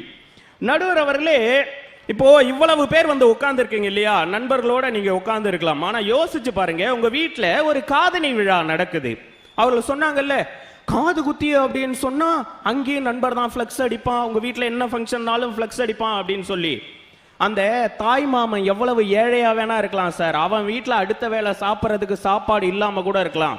ஆனா தான் தங்கச்சி வீட்லயோ அக்கா வீட்லயோ காது குத்தின்னு வச்சு பத்திரிக்கை கொண்டு வந்து வச்சுட்டா, அந்த சபையில போய் நாம நின்னாதாண்டா நம்ம அக்கா முகத்திலேயோ சந்தோஷத்தை பார்க்க முடியும்னு சொல்லி எவ்வளவு கஷ்டப்பட்டாலும் அந்த இடத்துல வந்து சபையை நிறைக்கிறான்ல. அந்த அக்கா கிட்டே தங்கச்சி கிட்டே நீங்க போய் சொல்லி பாருங்க சார். விஜயகுமாரனே, நீங்க ஏதாவது ஒரு ஊர்ல சொல்லி பாருங்க, இத பாருமா இவர் தான் நம்ம ஊர்லயே பெரிய கோடீஸ்வரன், அவர் வந்துட்டாரு, அவர் மடியில உட்கார வச்சு காது குத்து மாட்டா. இந்த ஊர்லயே அதிகம் படிச்சவர் இவர் தான், இவர் மடியில உட்கார வச்சு காது குத்து மாட்டா. டேய், பிச்சையே எடுத்தாலும் என் அண்ணன் தம்பி மடியில உட்கார வச்சு காது குத்துனாதான்டா என் மனசு நிறையும் சொல்ற தமிழ்நாடு சார் இது. இங்க வந்துட்டு தாய் மாமனுக்கு கொடுக்கிற இம்பார்ட்டன்ஸ் இருக்கு பாருங்க. அடே அப்பா, ஒரு பாட்டில் கூட சீர் தூக்கிட்டு வருவாங்க பாத்தீங்களா? அடே அப்பா, கிழக்கு சீமையில மானூத்து மந்தையில மாங்குட்டி பெத்த மயிலே, பொட்ட புள்ள பிறந்ததுன்னு பொலிகாட்டில் கூவும் குயிலே, தாய் மாமன் சீ சுமந்து வாராண்டி, அவன் தங்க கொலுசு ஒண்ணு தாராண்டி, சீரு சுமந்த சாதிசனமே ஆறு கடந்தா ஊரு வருமே. அவ்வளவு அழகா இருக்கணும். அதுல எனக்கு பிடிச்ச வரி தெரியுமா? ஆட்டுப்பால் குடிச்சா அறிவழிஞ்சு போகும் முன்னு, எருமை பால் குடிச்சா ஏப்பம் வந்து சேரும் முன்னு, காராம்பசு ஓட்டி வாராண்டி தாய் மாமே, வெள்ளிச்சங்கு செஞ்சா விளக்கி வைக்க வேணும் முன்னு, தங்கத்தில் செம்பு செஞ்சு தாராண்டி தாய் மாமே. அடுத்த வரி தான் சூப்பர். பச்சை உடம்பு காரி பார்த்து நடக்க சொல்லுங்க, ஈயரும்பு அண்டாம எட்டி இருக்க சொல்லு, மச்சான ஈரத்துணி பொத்தி படுக்க சொல்லு மானூத்து மந்த டேய் மாசமா இருக்கு ஈரத்துணி. என்ன அருமையான ஒரு அட்வைஸ் பாருங்க. அந்த மானை சீர் தூக்கிட்டு வர்ற சுகம். அடாராடா. நடுவர்களே, நீங்க எந்த ஸ்கூல்ல படிச்சீங்க? யார்? நானா? திண்டுக்கல் சென்ட் மேரிஸ் மேல்நிலைப்பள்ளி. அந்த ஸ்கூல்ல அடி வாங்கியிருக்கீங்களா? அடியா? வரிசையில் நின்று அடி வாங்கணும்யா. நாங்கள்லாம் வரிசையில் அடி வாங்கிறதுக்கு வரிசையில் நிற்போம். அடி வாங்கிறதுக்கு வரிசையில் நின்னது கூட இல்லை. நாங்கள் 5 காசு போட்டு 1 ரூபாய்க்கு 3 பெரம்பு வாங்கி வாத்தியாருக்கு நாங்கள் கொடுப்போம். இதுக்கு பேர் தான் சொந்த செலவுல சூனியம் வைக்கிறது. நாங்கள் காசு போட்டு பெரம்பு வாங்கி வாத்தியார்கிட்ட கொடுத்து வரிசையில் நின்று அடி வாங்கினா. நடுவர்களே, நான் கடலூர் சென்ட் ஜோசப் ஸ்கூல்ல படிச்சேன். எங்க ஸ்கூல்லயும் அப்படிதான் வரிசையில நின்று அடி வாங்குவோம். ஆனா என் கூட சேர்ந்த நண்பர்களுக்காக தெரியுமா, அவ்வளவு அற்புதமான நண்பர்கள். மச்சான், நீ தான் மேடையில எல்லாம் பேசுவ, ஸ்கூல் படிக்கும் போதே பேசுவேன், நீ தான் நல்லா நடிப்ப. நான் என்ன சொல்றேன்னா, கரெக்டா இம்போசிஷன் நீயும் எழுதல நானும் எழுதல. மதியானம் பிரேக்ல என்ன பண்ற, நீ மயக்கம் போட்டு விழுந்துடுற. விழுந்த உடனே நாங்க ஃப்ரெண்ட்ஸ் ஒரு 4 பேரா சேர்ந்து தனிவேளை மயக்க மாட்டான் அப்படின்னு சொல்லி உன் கூட சேர்ந்து உன்னைய தூக்கி ஆட்டோல உட்கார வச்சு நாங்க ஹாஸ்பிட்டல்ல கொண்டு போய் சேர்த்துறோம். நீயும் அடி வாங்க மாட்ட, இம்போசிஷன் எழுதாததுக்காக நாங்களும் அடி வாங்க மாட்டோம்னா சரிடா அப்படின்னு சொல்லி கரெக்டா பிளானை எக்ஸிக்யூட் பண்ணிட்டோம். ஆனா என் ஃப்ரெண்ட்ஸ் கிட்ட சொல்லிட்டேன், இந்த பாரா, ஃபோன் பண்ணி எங்க வீட்டுல சொல்லுங்க, சொன்னீங்கன்னா எங்க அம்மா கிட்ட மட்டும் சொல்லுங்க, எங்க அப்பன்ட்ட சொல்றாதீங்கடா, அந்த ஆள் ஹாஸ்பிட்டல்லே வந்து என்னை தூக்கி போட்டு மிதிப்பாரு, அதனால எங்க அப்பாட்ட சொல்லாதன்ட்டான். கரெக்டா மதியானம் மயக்கம் போட்டு விழுந்தேன். என் ஃப்ரெண்ட்ஸ் இருக்காங்க இல்லையா, கரெக்டா பிளான் பண்ண மாதிரியே தூக்கிட்டு கொண்டு போய் ஹாஸ்பிட்டல்ல சேர்த்துட்டாங்க. அப்பாடா, இன்னைக்கு அடி வாங்காம தப்பிச்சிட்டோம். கொஞ்சம் நேரத்துல எங்க அப்பா அங்க யார்ட்டையோ பேசிட்டு ஓடி வர்ற சவுண்ட் கேக்குது. லைட்டா கண்ணை தந்து வர, இந்த ஆளு எதுக்குடா முன்னாடி வந்தா அடிப்பானே அப்படின்னு பாத்துக்கிட்டு இருக்கேன். பின்னாடியே எங்க அம்மா வேகமா ஓடி வருது. ஓடி வந்த எங்க அம்மா நான் இருக்கமா கண்ணை மூடிக்கிட்டேன், ஆக்டிங்க கண்டுபிடிச்சிட போறாங்கன்னு. கரெக்டா நடுவர் அவர்களே, என் தலைமாட்டுல ஒரே அழுக சத்தம். ச்சே, நம்ம தாயை ஏமாத்தி இப்படி படுத்துட்டு இருக்கமே, தாய் கண்ணீர் விட்டு கதறாளே. எழுந்திருச்சு ஒரு வார்த்தை, அம்மா சும்மா தான் அழறேன், அப்பன்ட்ட சொல்லிடாதன்னு சொல்லிடலாமான்னு லைட்டா கண்ணை திறந்து பாக்குறேன். எங்க அம்மா எதிரில் சேர் போட்டு கம்முன்னு உட்கார்ந்து இருக்கு. தலைமாட்டில் நின்று எங்க அப்பா விசும்பி அழுதுகிட்டு இருக்காரு. என் புள்ள இப்படி படுத்து கிடந்து நான் பார்த்ததே இல்லையே அப்படின்னாரு. சொன்ன எங்க அப்பா மருந்து வாங்கறதுக்காக மெடிக்கல் பக்கம் போயிட்டாரு. எங்க அம்மா லைட்டா என் தோலை தட்டி, அதெல்லாம் நீ நடிக்கிறேன்னு தெரியும், உங்க அப்பா போயிட்டாரு, எழுந்திரிச்சு உட்காரு அப்படின்னு. நம்ம ஃப்ரெண்ட ரொம்ப நேசிக்கிறோம், அப்பனை எப்பவுமே வில்லன் மாதிரியே பாக்குறோம் சார். ஆனா அப்பா என்கின்ற உறவு எவ்வளவு அற்புதமான உறவு தெரியுமா? கண்ணீர் என்றால் என்னவென்று மகனுக்கு தெரியாமலும், தன் கண்ணீர் எப்பொழுதுமே மகனுக்கே தெரியாமலும் பிள்ளைகளை வளர்த்தெடுக்க நினைப்பவர் தான் சார் ஒரு தகப்பன். அதனாலதான் முத்துக்குமார் சொன்னார், திருவிழாவின் போதெல்லாம் என் தந்தையின் தோள் மீது அமர்ந்து சாமியை பார்த்திருக்கின்றேன், அப்பொழுதெல்லாம் தெரியவில்லை, ஒரு சாமியின் தோள் மீது அமர்ந்துதான் இன்னொரு சாமியை பார்த்தேன் அப்படின்னு சொன்னார். நடுவர் அவர்களே, நான் இப்படி சொல்லி நிறைவு செய்கின்றேன். என்னோட தாத்தா ரொம்ப அற்புதமான மனுஷன், விளங்காத மனுஷன். என் பாட்டி என்ன பண்ணிருக்காரு, 14 வயசுலயே அவரே போய் அவங்க வீட்டுல இருந்து தூக்கிட்டு வந்து கல்யாணம் பண்ணிருக்கிறாரு. அப்பவே ஈவ்டீசிங் எல்லாத்தையும் பண்ண அந்த ஆளு பண்ணவருக்கு, அவருக்கு அப்போல இருந்தே சுருட்டு குடிக்கிற பழக்கம். 14 வயசுல இருந்தே அந்த ஆள் சுருட்டு குடிச்சுக்கிட்டே இருந்திருக்காரு. என் பாட்டி எவ்வளவோ சொல்லியிருக்கு சார், சுருட்டு குடிக்கிறத நிறுத்தவே இல்லை. 4 பொம்பளை பிள்ளைய பெற்றிருக்க அந்த மனுஷன் அப்பவும் சுருட்டு குடிக்கிறத நிறுத்தவே இல்லை. ஆனா எங்க அம்மாவை, என் சித்திய, யாரையுமே ஒரு நாள் கூட அந்த ஆள் ஸ்கூலுக்கு கூட்டு போய் விட்டதே கிடையாதான் என் தாத்தன். ஆனா நான் பிறந்து நான் வளர்ந்ததுக்கு அப்புறம் எங்க அப்பன் கொண்டு போய் என்னை எல்கேஜில சேர்த்துட்டு வந்தார் இல்லையா, ஒவ்வொரு நாளும் எங்க அம்மாவை தோல்ல தூக்காத என் தாத்தன், என் சித்திகளை தோல்ல தூக்காத என் தாத்தன், நான் 5வது படிக்கிற வரைக்கும் என்னைய தோல் மேலேயே தூக்கிட்டு போய் தோல் மேல இருந்தே கொண்டு வந்து வீட்டுல இறக்கி விட்டான் சார். எனக்கு ஆச்சரியம் என்ன தெரியுமா, என் பாட்டி சொல்லி சுருட்ட விடாத அந்த கிழவன், என் அம்மா சொல்லி என் சித்திக சொல்லி சுருட்ட விடாத அந்த கிழவன், அத்தனை ஆண்டுகள் என்னை பள்ளிக்கு சுமந்து சென்று சுமந்து கொண்டு வந்தவன் ஒரு நாள் கூட என்னை தோளில் சுமந்த போது சுருட்ட தொட்டதே கிடையாதுங்க. உறவுகள் என்பது உன்னதமானது. அது ஏன் இத்தனை வயதான எங்க அண்ணன் விஜயகுமாருக்கு தான் தெரியல அப்படின்னு சொல்லி நல்லதொரு வாய்ப்பிற்கு நன்றி பாராட்டி இடம் அமர்கின்றேன். நன்றி, வணக்கம்.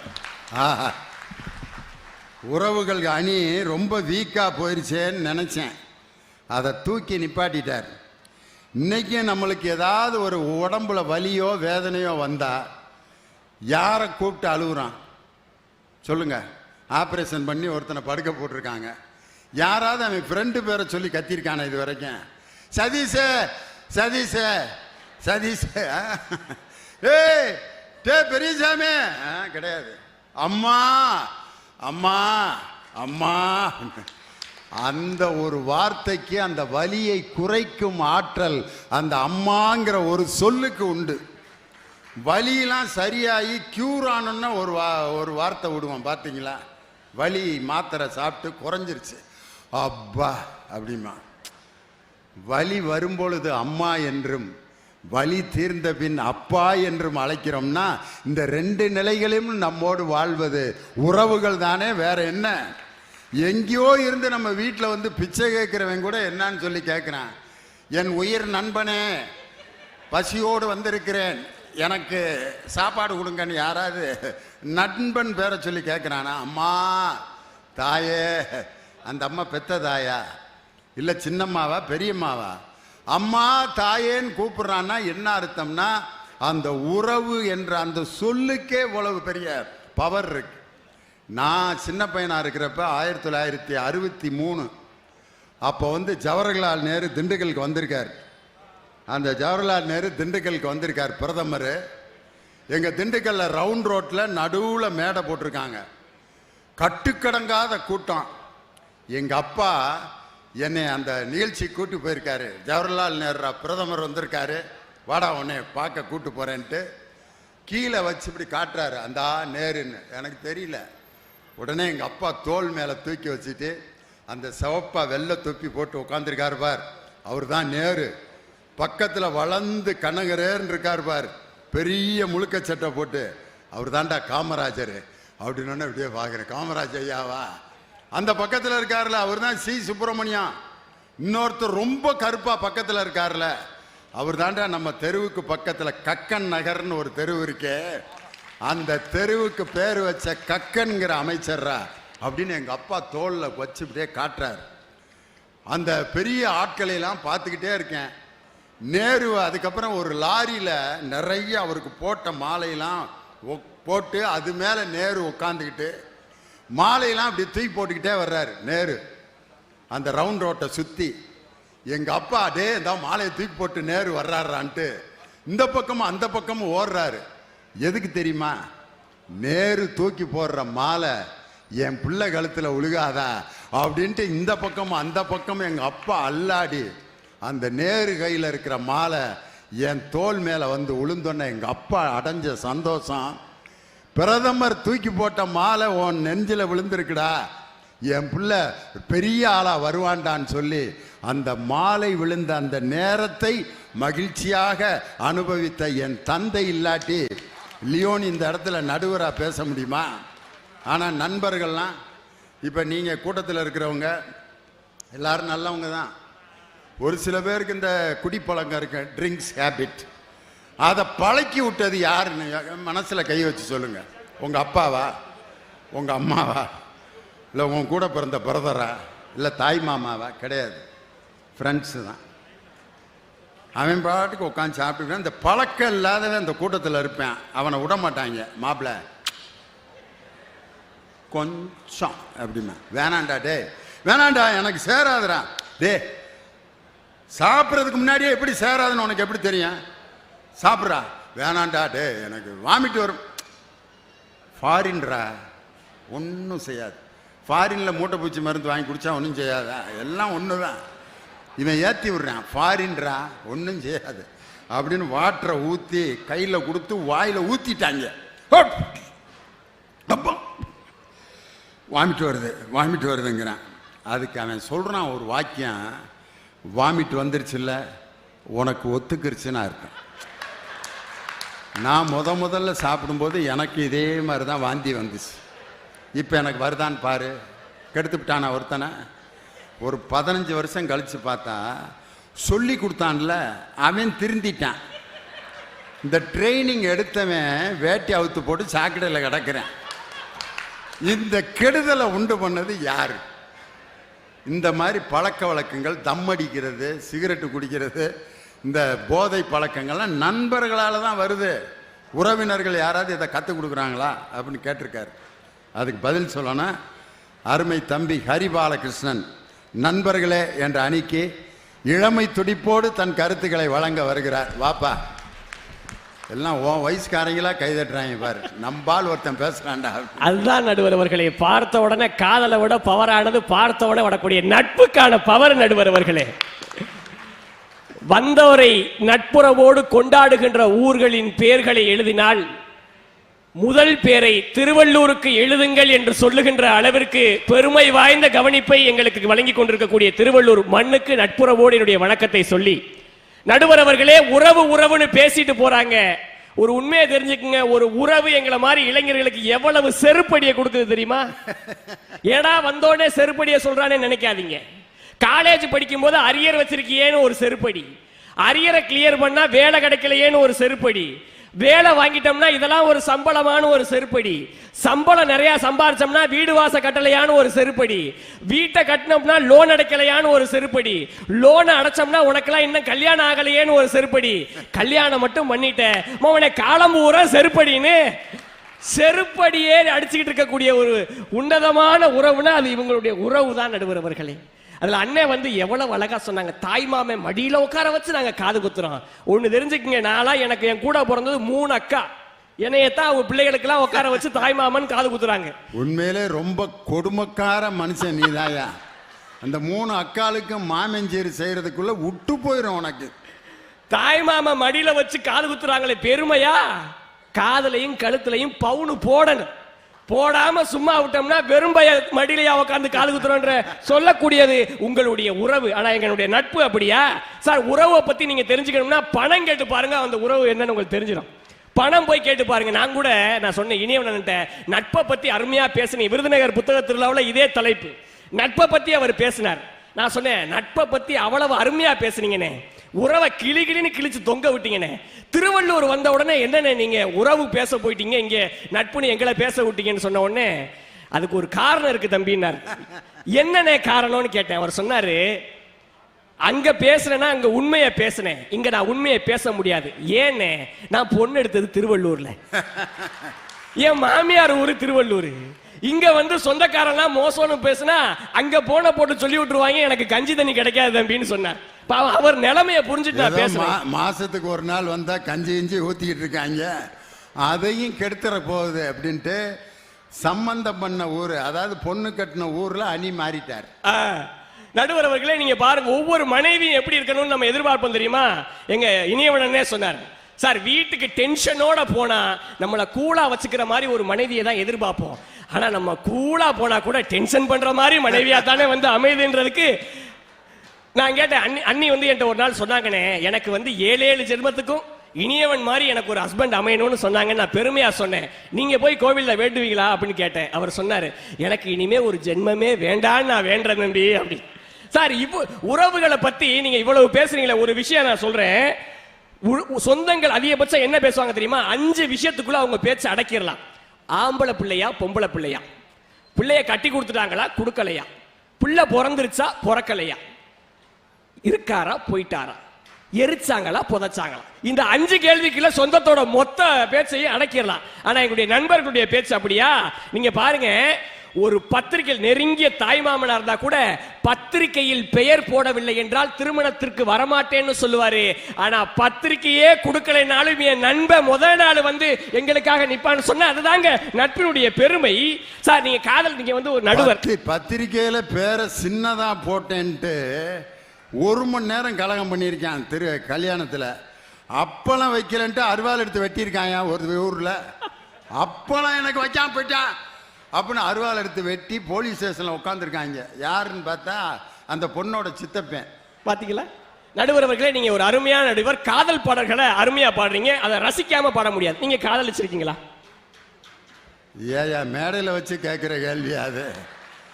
காதலிச்சிருக்கேன், காதல் பண்ணியிருக்கேன். இப்ப நானும் ஒரு காதலிச்சேங்க. ஆனா என் காதலர் தினத்தன்னைக்கே கலந்து போயிடுச்சு, பிரேக்கப் ஆயிடுச்சு. என்ன காரணம் தெரியுங்களா? நான் காதலர் தினத்தன்னைக்கு என் காதலியை பார்த்து கேட்டேன், அன்பே நம்ம காதலிக்கிறோம், நீ என்ன நம்பிக்கையில என்னை காதலிக்கிற அப்படின்னு கேட்டேன். எப்பவுமே பொண்ணுங்க முதல்ல சொல்ல மாட்டாங்க, நீ சொல்லு அப்படின்னு நம்மளை சொல்லுவாங்க. நான் சொன்னேன், என் நண்பர்கள்லாம் இருக்காங்க, அவங்க நம்மளை சேர்த்து வைப்பாங்கன்ற நம்பிக்கையில நான் காதலிக்கிறேன் அப்படின்னு சொன்னேன். அதுக்கு அந்த பொண்ணு சொல்லுச்சு, என் சொந்தக்காரங்களாம் இருக்காங்க, எப்படியும் காதலை பிரிச்சு விட்டுருவாங்கன்ற நம்பிக்கையில நான் காதலிக்கிறேன்னு சொல்லுது. சார் என்ன சார் சொந்தங்கள் இருக்கு எங்களுக்கு செஞ்சுட்டு இருக்கு? ஒரு விஷயம் நல்லா கவனிச்சுங்க. அழகான ஒரு கவிதை இருக்குது. நான் ஏழை சிறுவன் தான், என்னுடைய சொந்த அத்தை வீட்டிற்கு சென்றேன். அங்கே வந்தவர்கள் இந்த சிறுவன் யார் என்று கேட்டார்கள். என் அத்தை சொன்னால் இவன் தூரத்து சொந்தம் என்று. நான் ஏழை சிறுவன் தான், என் நண்பனுடைய வீட்டிற்கு சென்றேன். அங்கே உள்ளவர்கள் என் நண்பன் தாயிடத்தில் கேட்டார்கள், யார் இந்த சிறுவன் என்று. என் நண்பனின் தாய் சொன்னார், இவர் எனக்கு இன்னொரு மகன் என்று. நட்பு கொடுக்கிற இந்த உறவை எப்படி சார் மறுக்க முடியும்? நீங்க சார் ஒரு விஷயம் நல்லா கவனிச்சுங்க. நீங்க ஒரு ஆசிரியர், ஒரு பள்ளிக்கூடத்துல ஆசிரியர் கேட்கிறார் ஒரு ஸ்டூடெண்ட்ஸை பார்த்து, இந்த ஒரு ரொட்டி துண்டத்தை உனக்கு கொடுத்தா நீ எப்படி சாப்பிடுவ, எப்படி சாப்பிட்டா நல்லா இருக்கும்னு சொல்லிட்டு ஒரு பையன் எந்திரிச்சு சொன்னா, இந்த ரொட்டி துண்டத்தை பால்ல நினைச்சு சாப்பிட்டா நல்லா இருக்கும், இந்த ரொட்டி துண்டத்தை தேன்ல நினைச்சு சாப்பிட்டா நல்லா இருக்கும், இந்த ரொட்டி துண்டத்தை பிச்சு பிச்சு சாப்பிட்டா நல்லா இருக்கும். ஒரே ஒரு பையன் மட்டும் வந்து சொன்னா, இந்த ரொட்டி துண்டத்தை என் நண்பர்களோட பகிர்ந்து சாப்பிட்டா நல்லா இருக்கும்னு சொன்னா. பகிர்ந்து சாப்பிடுகின்ற உறவை, உணர்வை முதல்ல கொடுப்பது நட்பு தானங்க சார். ஒரு விஷயம் பாருங்க, அவர் சொன்னாரு, ஹாஸ்பிட்டல்ல அடிபட்டுட்டா அப்பா அழுதுகிட்டே வருவாராம். நீங்க புரிஞ்சுக்குங்க, ஹாஸ்பிட்டல்ல நான் தவறுதல அடிபட்டு விழுந்துட்டேன்னு வைங்களேன், அழுதுகிட்டே அப்பா வருவாரு. அம்மா என்னடா இப்படி பண்ணிட்டேன்னு புலம்பிக்கிட்டே வருவாங்க. சொந்தக்காரங்க இவன் எப்படி ஒரு நாள் விழ போறான்னு ஏசிக்கிட்டே வருவாங்க. ரத்தம் கொடுக்க என் நண்பன் தான் சார் வரணும், என் உயிரை காப்பாற்ற நண்பன் தான் வருவான். அதனால தான் சொன்னாங்க, நண்பர்கள் ரத்தம் போன்றவர்கள். ஏன் தெரியுமா? அப்பா மூளை மாதிரி, அம்மா மூச்சு மாதிரி, காதலி இதயம் மாதிரி, நண்பன் ரத்தம் மாதிரி. எனக்கு அடிபட்டா முதல்ல வர்றது நண்பன் சொன்னா, நட்புக்கு ஈடான ஒரு சக்தி இந்த மண்ணில் இருக்க முடியுமா? அவர் சொன்னார், அப்பா எவ்வளவு பெரிய உறவு சார். ஒரு விஷயம் நல்லா கவனிச்சுங்க.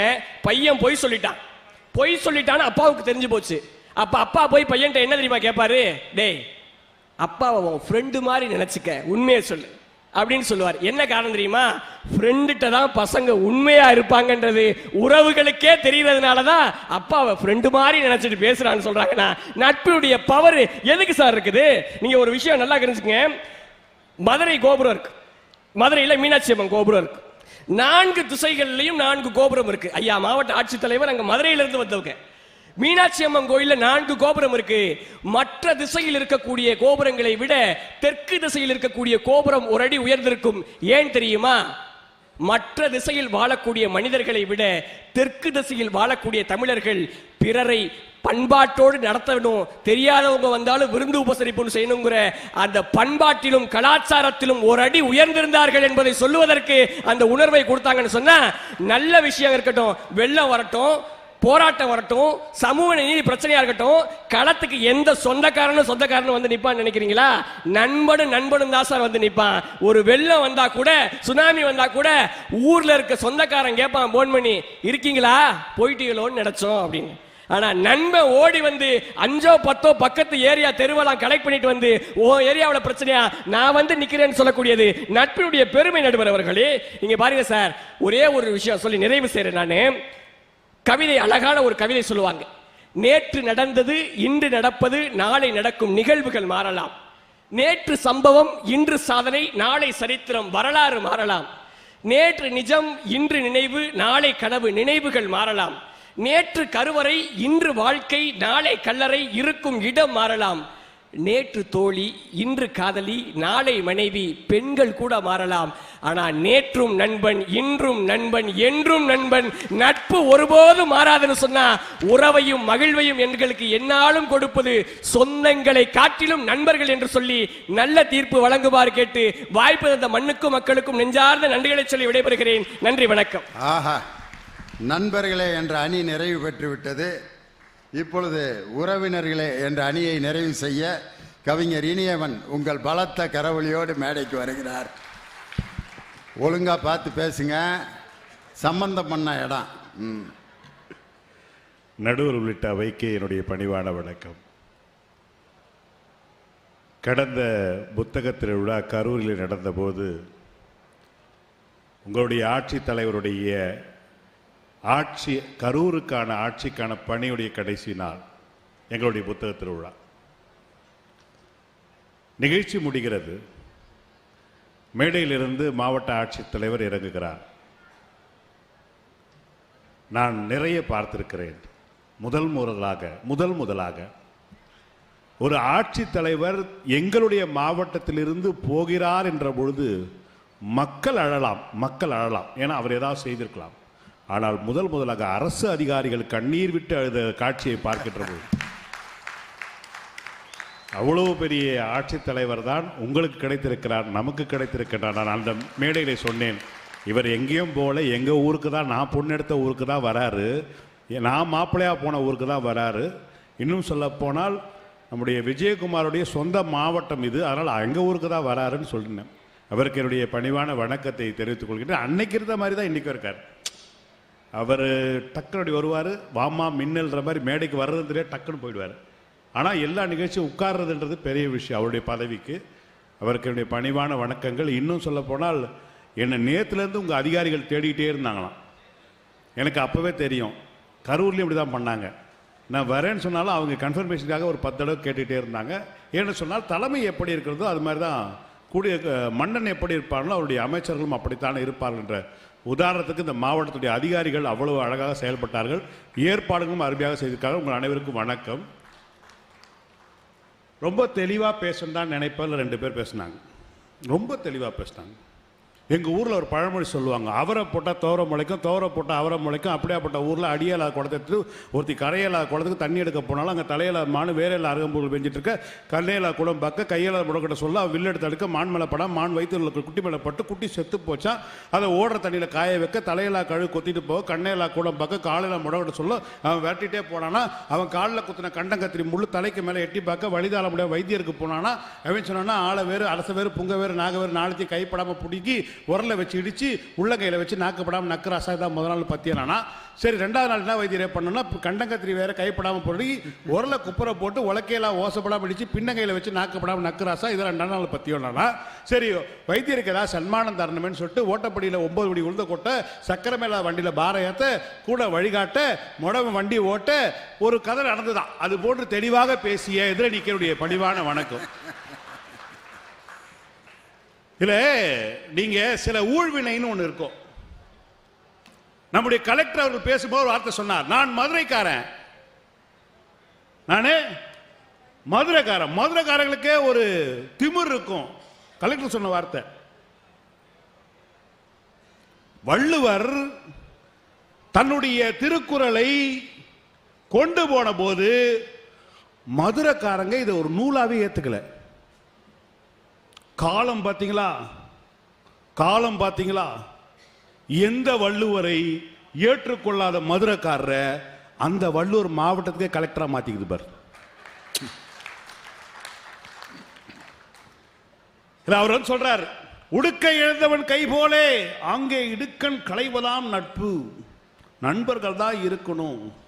நான் என்னுடைய கேள்வி என்னன்னா, உடுத்துகின்ற அந்த வேட்டி இருக்கு இல்லையா, அது அவுந்துடுச்சுன்னா டக்குன்னு ஓடி போய் பிடிக்குமா? நம்ம கேள்வி என்னன்னா, இந்த வேட்டி அவுந்ததுக்கு எவன் காரணம்? சார், மிலிட்ரியில் ஒரு ஃபுல்லு கொடுப்பாங்க. மிலிட்ரியில் அதுக்கு பேர் XXX ரம் அப்படி சொல்லுவாங்க.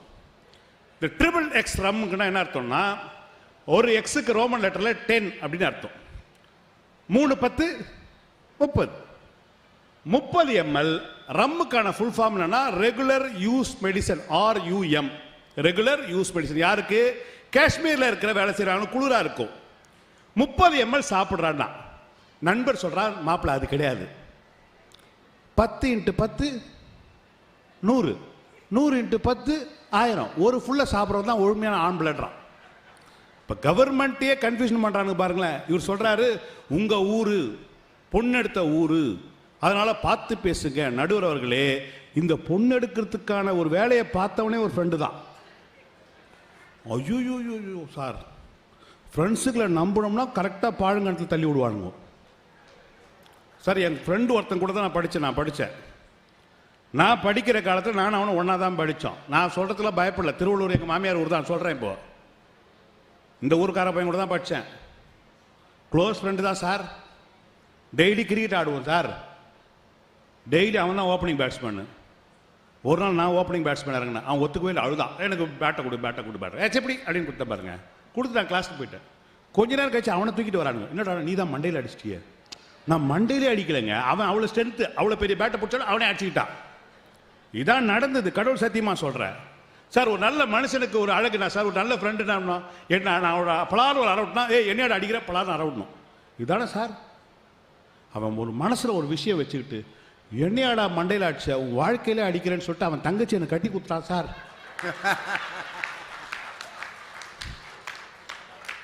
வாழ்க்கையில இதுக்கு மேல ஒரு பெரிய தண்டனை ஒரு மனுஷனுக்கு கிடையவே கிடையாது.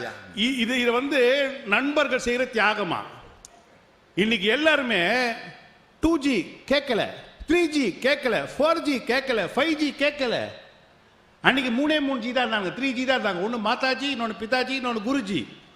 3 பேர் ஆளுக்கு ஒரு அரை விட்டா எல்லா டவரும் கேட்கும். எவனோ ஒருத்தர் பக்கத்து ஊர்ல பேசணும் நமக்கு கேட்குது. உங்க கூட சேர்ந்த இந்த நாட்டில் என்ன நடந்திருக்குன்னா, இது வரைக்கும் எவனோ உருப்பிட்ட மாதிரி இல்லை. நான் என்னன்னு கேட்கிறேன், நடுவர் உங்களுடைய அம்மாவோட வயது என்ன? உங்களுடைய அம்மாவோட வயது? எங்க அம்மாவுக்கு 85 வயசு ஆகுது. உங்க அம்மா அழகா இருப்பாங்களா? என்னை பார்த்தாலே தெரியலையா? எங்க அம்மா உண்மையிலே என்னை விட அழகா இருப்பாங்க. ரொம்ப சிவப்பா இருப்பாங்க, குட்டையா அழகா இருப்பாங்க. நான் எங்க அப்பா மாதிரி. சரி, உலக அழகி ஐஸ்வர்யா ராய் அழகா, உங்க அம்மா அழகா? எனக்கு எங்க அம்மா தான் அழகு சார். உங்களுக்கு மட்டும் இல்லை சார், உலகத்தில் இருக்க எல்லாருக்கும் உலக அழகியை விட அவன் அம்மா தான் அழகு. ஏன் தெரியுமா? உலக அழகி வயதான பிறகு அழகு மங்கி போய்விடும். தாய் மட்டும் தான் அழகாகவே கடைசி காலம் வரைக்கும் வாழ்கிறார். என்ன தெரியுமா? அவள் அழகால் ஜொலிப்பதில்லை, அன்பால் ஜொலிக்கின்ற காரணம் அம்மா கடைசி வரைக்கும் அழகாக இருக்கிறாள். நீங்க புரட்சியாளர் அம்பேத்கர் எந்த காலத்தில் அழுதா கிடையாது, வரலாறே கிடையாது. ஆனால் ஒரு காலத்தில் அழுகுறார். லண்டன்ல அவமானப்படுத்தப்பட்டு அழல, மிகப்பெரிய சமஸ்தானம் ஸ்காலர்ஷிப் நிறுத்தும் போது அழல. வீட்டுக்கு வந்த உடனே அவர் மனைவியை பார்த்து அழுதுட்டே இருக்காரு. ஏங்க அழுகுறாரு? அவருக்கு ரொம்ப பிடிச்ச பையன் செத்து போயிட்டான் அவர் படிக்கிற காலத்தில்.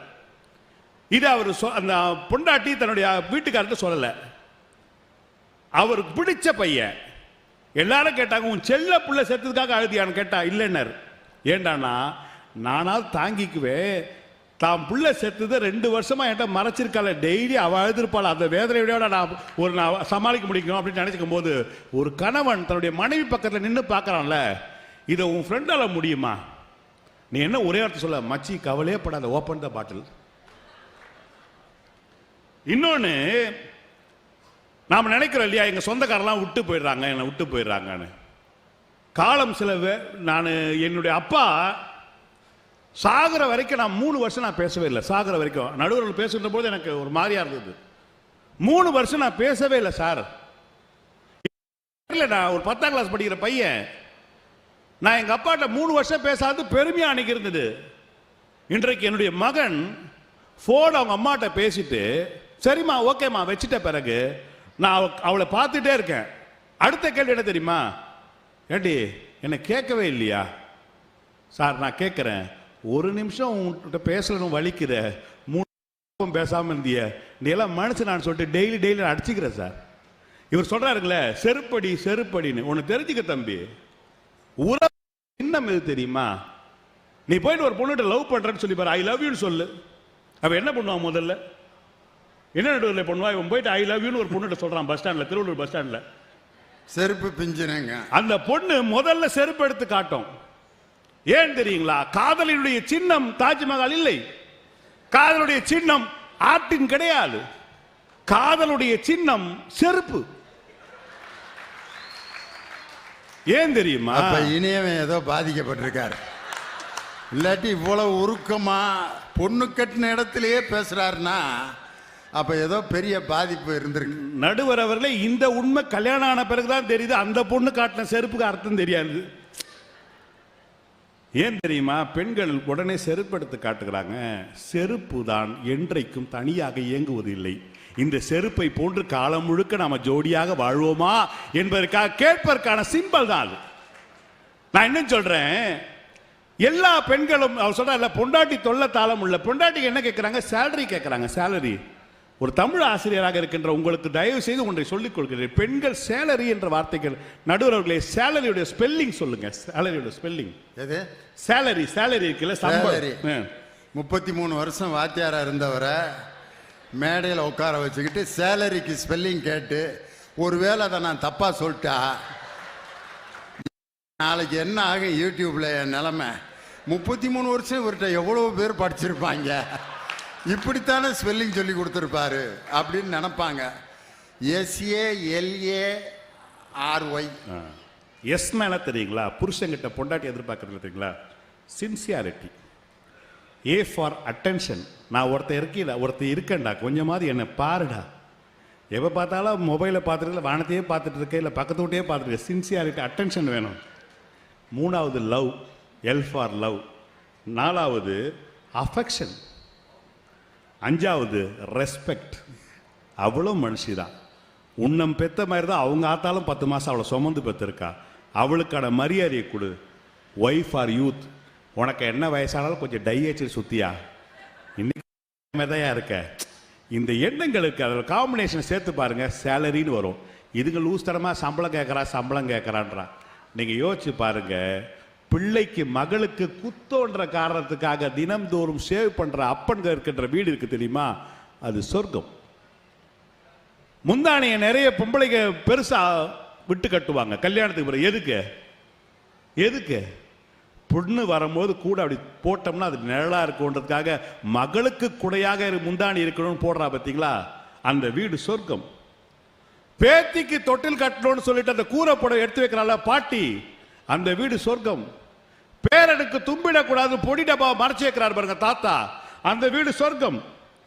தங்கை பார்க்கறான்றதுக்காக கிரிக்கெட் பார்த்துருந்த அண்ணன் ரிமோட் கண்ட்ரோல் கொடுக்குறான் பார்த்தீங்களா, அது சொர்க்கம். தனக்காக வச்சிருக்கின்ற தம்பி கூத்துட்டு போறான் பார்த்தீங்களா அண்ணன், அது சொர்க்கம். இது மாதிரி ஒரு சொர்க்கத்தை உங்களால காட்ட முடியுமா? நண்பர்களே, ஒன்றை சொல்லுகின்ற நண்பர்களே, என்னுடைய அம்மா இறந்த பொழுது இதே ஊர்ல வந்து எங்க மாமியாருடைய தங்கச்சி இருக்காங்க, எங்க சின்ன மாமியார். அவங்களோட அத்தெல்லாம் கூட மாட்டேன், லட்டுன்னு தான் கூடுவேன். எனக்கு அவங்களை எப்போ பார்த்தாலும் லட்டு தான் கூடுவேன். அவங்க எப்போ பார்த்தாலும் சிரிச்சுட்டே இருப்பாங்க. எனக்கு அவங்களுடைய சிரிப்பு தான் கேட்டே இருப்போம். அவங்க பையன் எனக்கு அடிப்பட்டு, எப்போ அவனுக்கு ஒரு விஷயம் தெரியுமாப்பா, நேற்று அந்த வண்டியில் போயினா தான் ஆக்சிடென்ட் ஆயிடுச்சு பண்ணுவாங்க. இன்னும் ஆக்சிடென்ட் ஆனதுக்கு இவ்வளோ காமெடியாக பேசுவாங்களே இந்த அம்மான், எப்போ பார்த்தாலும் சிரிச்சுட்டே இருப்பாங்க. என்னுடைய தாய் இறந்து 16ஆம் துக்கம் முடிகிற அன்னைக்கு அவங்களுடைய கணவர் இறந்துட்டார். எனக்கு கை நடுங்க ஆரம்பிச்சிச்சு. ஏன்னா எப்போவுமே சிரிச்சிட்டு இருந்த ஒருத்தங்க எப்படி இருப்பாங்க? அவங்க வீட்டுக்காரர் ஒரு வாத்தியார், இந்த ஊர்லேயே நல்ல வாத்தியார்னு ஒரு பேர் அவருக்கு இருந்தது. நல்ல வாத்தியாரோட பொண்டாட்டி, நல்ல வாத்தியாரோட பசங்க அப்படிதான் சொல்லுவாங்க. அந்த அம்மா முதலாக வந்து என்னை அவங்கள பார்த்த உடனே அந்த ஊருக்கு போகிறேன், அவங்கள பார்த்த உடனே கட்டி பிடிச்சி அழுகுறாங்க. இந்த மனுஷன் திட்டம் போதெல்லாம் எனக்கு அந்த வார்த்தை சொன்ன வார்த்தை என்னன்னா, இவ்வளவு காலம் என்னை திட்டுற அந்த ஆள் இன்னைக்கு இல்லையேன்னு சொல்லிட்டு வருத்தப்படுறாங்க. நீங்க யோசிச்சு பாருங்க, கணவன் திட்டிக் கொண்டிருந்தாலும் அந்த மனுஷன் இன்னமும் இருக்கணும்னு நினைக்கிறாங்க பார்த்தீங்களா. இந்த உறவு கண்டிப்பா வேணும் சார். இன்னைக்கும் என்னுடைய தங்கச்சியை, இன்னைக்கும் என் தங்கச்சி அவ பிள்ளைக்கு கல்யாணம் ஆக போகுது. இன்னைக்கும் என் தங்கச்சியை நாயே போய் என்ன திட்டுவேன். இன்னைக்கும் ஃபோன் பண்ண, அறிவுகிட்ட எரு மாடு அப்படி திட்டலன்னா எனக்கும் தூக்கம் வராது, என்கிட்ட திட்டு வாங்கினா அதுக்கும் தூக்கம் வராது. ஏன் தெரியுங்களா? எங்க அம்மா எனக்கு 5 பைசா கொடுப்பாங்க. 5 பைசா தான் ஸ்கூல் படிக்கும்போது. இந்த 5 பைசா சேர்த்து வச்சு 30 பைசா ஆன உடனே ஒரு ஒயர் ஒன்று வாங்கி அதில் சின்னதாக பின்னல் பண்ணி என் தங்கச்சிக்கு சின்ன வயசுல மாட்டி விட்டு அதை பார்த்துக்கிட்டே இருப்பேன். 30 பைசா. இதுக்காக நான் 6 நாட்கள் நான் எதுவும் மிட்டாயெல்லாம் வாங்கி சாப்பிட மாட்டேன். நான் இன்னைக்கும் என்னுடைய தங்கச்சிக்கு, அவளுடைய பிள்ளைகள் கல்யாணம் ஆக போகுது, இன்றைக்கும் என்னுடைய தங்கச்சியை முகத்தை பார்க்கும் பொழுதெல்லாம் அந்த ஸ்கூல் படிக்கும் போது என் கூட வருவா தெரியுங்களா, அதை மாட்டி விட்டது அதே முகம் தான் தெரியுது, தவிர வேற எதுவுமே தெரியல. பல நேரங்களில் என்னுடைய மனைவி பேரை உச்சரிக்கிறது பாலா என்னுடைய தங்கச்சி பேரே உச்சரிக்கக்கூடிய நிலைமை வருது. எப்போ டவல் எட்டுவா, ஏய் தண்ணி எட்டுவா, ஏய் எருமாடை சொம்பு எட்டுவா, இப்படி பழகி என் மனைவி பேர் வர மாட்டேன், திடீர்னு என் தங்கச்சி பேர் வருது. ஏன்னு சொன்னா உறவுகள் என்பது சாதாரண விஷயம். கடைசி காலம் வரைக்கும் உங்களுக்கு கூட இருக்கின்ற இந்த உறவுகளுக்கு நீங்கள் ஒரு வார்த்தையான ஒரு விஷயம் சொல்ல முடியுமா? நான் ஒன்றை சொல்லி நிறைவு செய்கின்றேன். உங்களிடம் இந்த உறவுகளுக்கான உங்களுடைய மனைவி எதிர்பார்ப்பது என்ன? நடுவர் அவர்களே, உங்களிடம் இருந்து உங்களுடைய மனைவி எதிர்பார்க்கின்ற அதிகபட்சம் என்ன? எல்லா ஆண்களுக்கும் ஒரு வார்த்தை சொல்றேன், உங்களிடம் இருந்து ஒரு ஆசையா ஒரு முத்தம், அன்பான ஒரு கட்டிப்பிடிப்பு, வேலைக்கு போகும்போது திரும்பி ஒரு பார்வை, சாப்பிட்டியா அப்படின்னு ஒரு ஃபோன் கால், சரி தூங்கும்போது கஷ்டமா இருக்காப்பா, கால் வலிக்குதா, இது மாதிரி ஒரு கேள்வி. இதை எதுவுமே இன்றைக்கு கேட்பதில்லை. நான் சொல்லுகிறேன் நண்பர்களே, நாளையிலேருந்து யார் யாருக்கோ தேங்க்ஸ் சொல்கிறோம், யார் யாருக்கோ தேங்க்ஸ் சொல்கிறோம். ஒரு கடையில் போகிற ஏதோ ஒன்று பண்ணால் தேங்க்ஸ் சொல்கிறோம். இன்றையிலிருந்து நாம் பழக்கப்படுத்தி கொள்ளுவோம். உங்களுடைய மனைவிக்கு நன்றியை சொல்லுங்கள். என்ன வேணா செஞ்சு கொடுக்க சார், ஏய் நல்லா இருக்குடி, சூப்பராக இருந்து காரக்குழம்பு, தேங்க்ஸ் சொல்லி பாருங்களேன். அவள் சொல்லுவா, போயா பைத்தியம். என்னுடைய பொண்டாட்டி சொன்னா சார், 25 வருஷம் ஆகுது, 25ஆம் நாள் கல்யாண நாள் அன்னைக்கு அவள் சொன்ன வார்த்தை, இந்த பைத்தியக்கார மனுஷனை கட்டிட்டு 25 வருஷமா நான் படுற பாடுக்குது பித்தியா, இந்த ஆண்டவனுக்கே கண்ணு இல்லைன்னா. 25 வருஷம் கழிச்சு சொன்னான். நான் அவர்கிட்ட ஜாலியாக ஒருத்தர் சொன்னேன், ஏய் உன்னியாரு பரவாயில்ல, 25 வருஷமா ஒரு பைத்தியக்காட்சி கூட குடும்பம் நடத்தின பத்தியா, ஏன் நிலைமையே பாரு. இந்த மகிழ்ச்சியை விட்டு கொடுக்கின்ற பேசுகின்ற பரஸ்பரமான விஷயங்கள் என்னைக்கும் உடையாது, மகிழ்ச்சியை கொடுத்துக்கிட்டே இருக்கும். என்னுடைய தாயுடைய மடியிலே படுக்கின்ற போது எனக்குடைய துன்பங்கள்லாம் போகிறது. இன்னும் சொல்ல போனா ரொம்ப கஷ்டமா இருந்தாலும் வீட்டில் சாஞ்ச உடனே வீட்டுக்காரமா கேப்பா, என்னையா ஆஃபீஸில் டென்ஷனா, ஆஃபீஸில் திட்டினாரா, அந்த ஆள் கிடக்கிற அறிவு கட்டவன் யாரு ஆபீசரை, அவர் எவ்வளோ படிச்சிருப்பாரு. அவளை பொறுத்த வரைக்கும் உலகத்தில் அறிவாளி, அழகன், திறமைசாலி என்று சொன்னால் அது நான் மட்டும்தான் என்கின்ற எண்ணம் இருக்கு தெரியுமா. இது உறவுகளுக்கு மட்டும்தான் வருமே தவிர நண்பர்களுக்கு வராது என்ற காரணத்தை சொல்லி விடைபெறுகிறேன். நன்றி, வணக்கம். ஆஹா, 4 பேரும் பேசிட்டாங்க. உண்மையிலே ஆரம்பிக்கிறப்ப பாதி சேர் காலியாக இருந்தது. ஆனால் இந்த அரங்கம் இன்னைக்கு நிறைஞ்சிருக்குது, என் மனசே இன்னைக்கு நிறைஞ்சிருக்கு.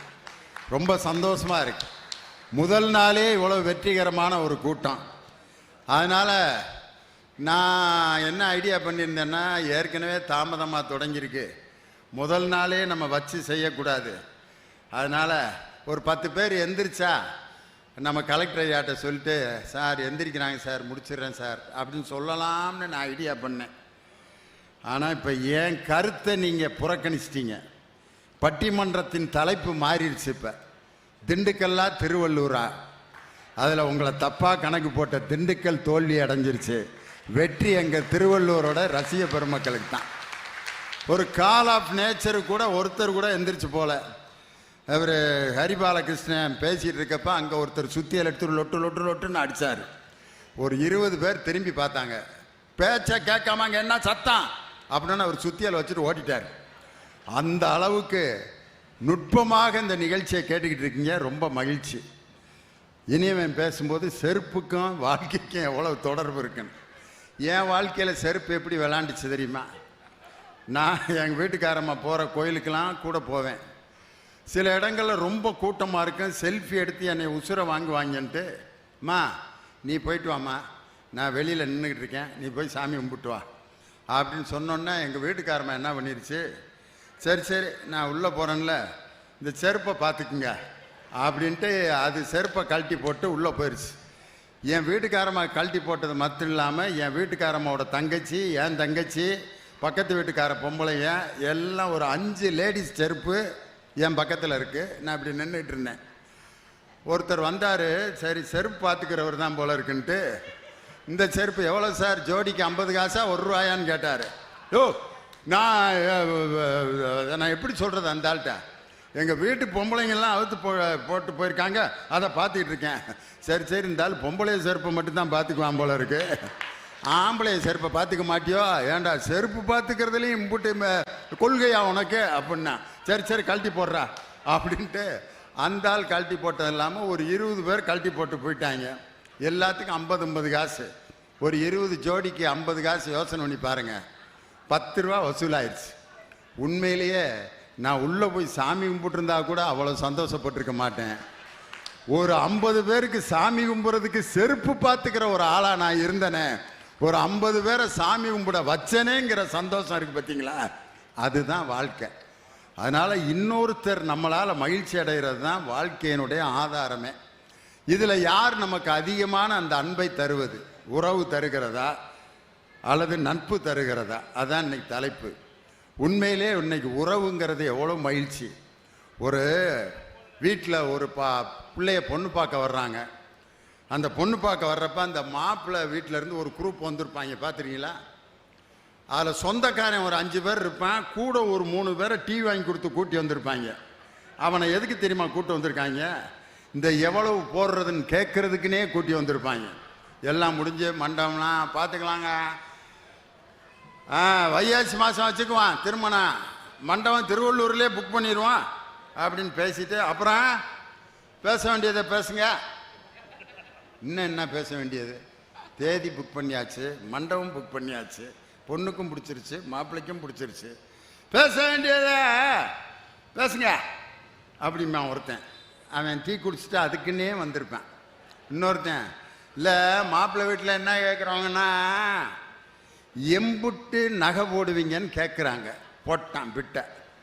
அப்போ பொண்ணு வீட்டில் அப்படியே என்ன சொன்னாலும் எப்படி ஒத்துக்குவாங்களோன்ட்டு அப்படி ஏலம் கேட்குற மாதிரி ஸ்டெப் பை ஸ்டெப்பாக வர்றாரு. யார்?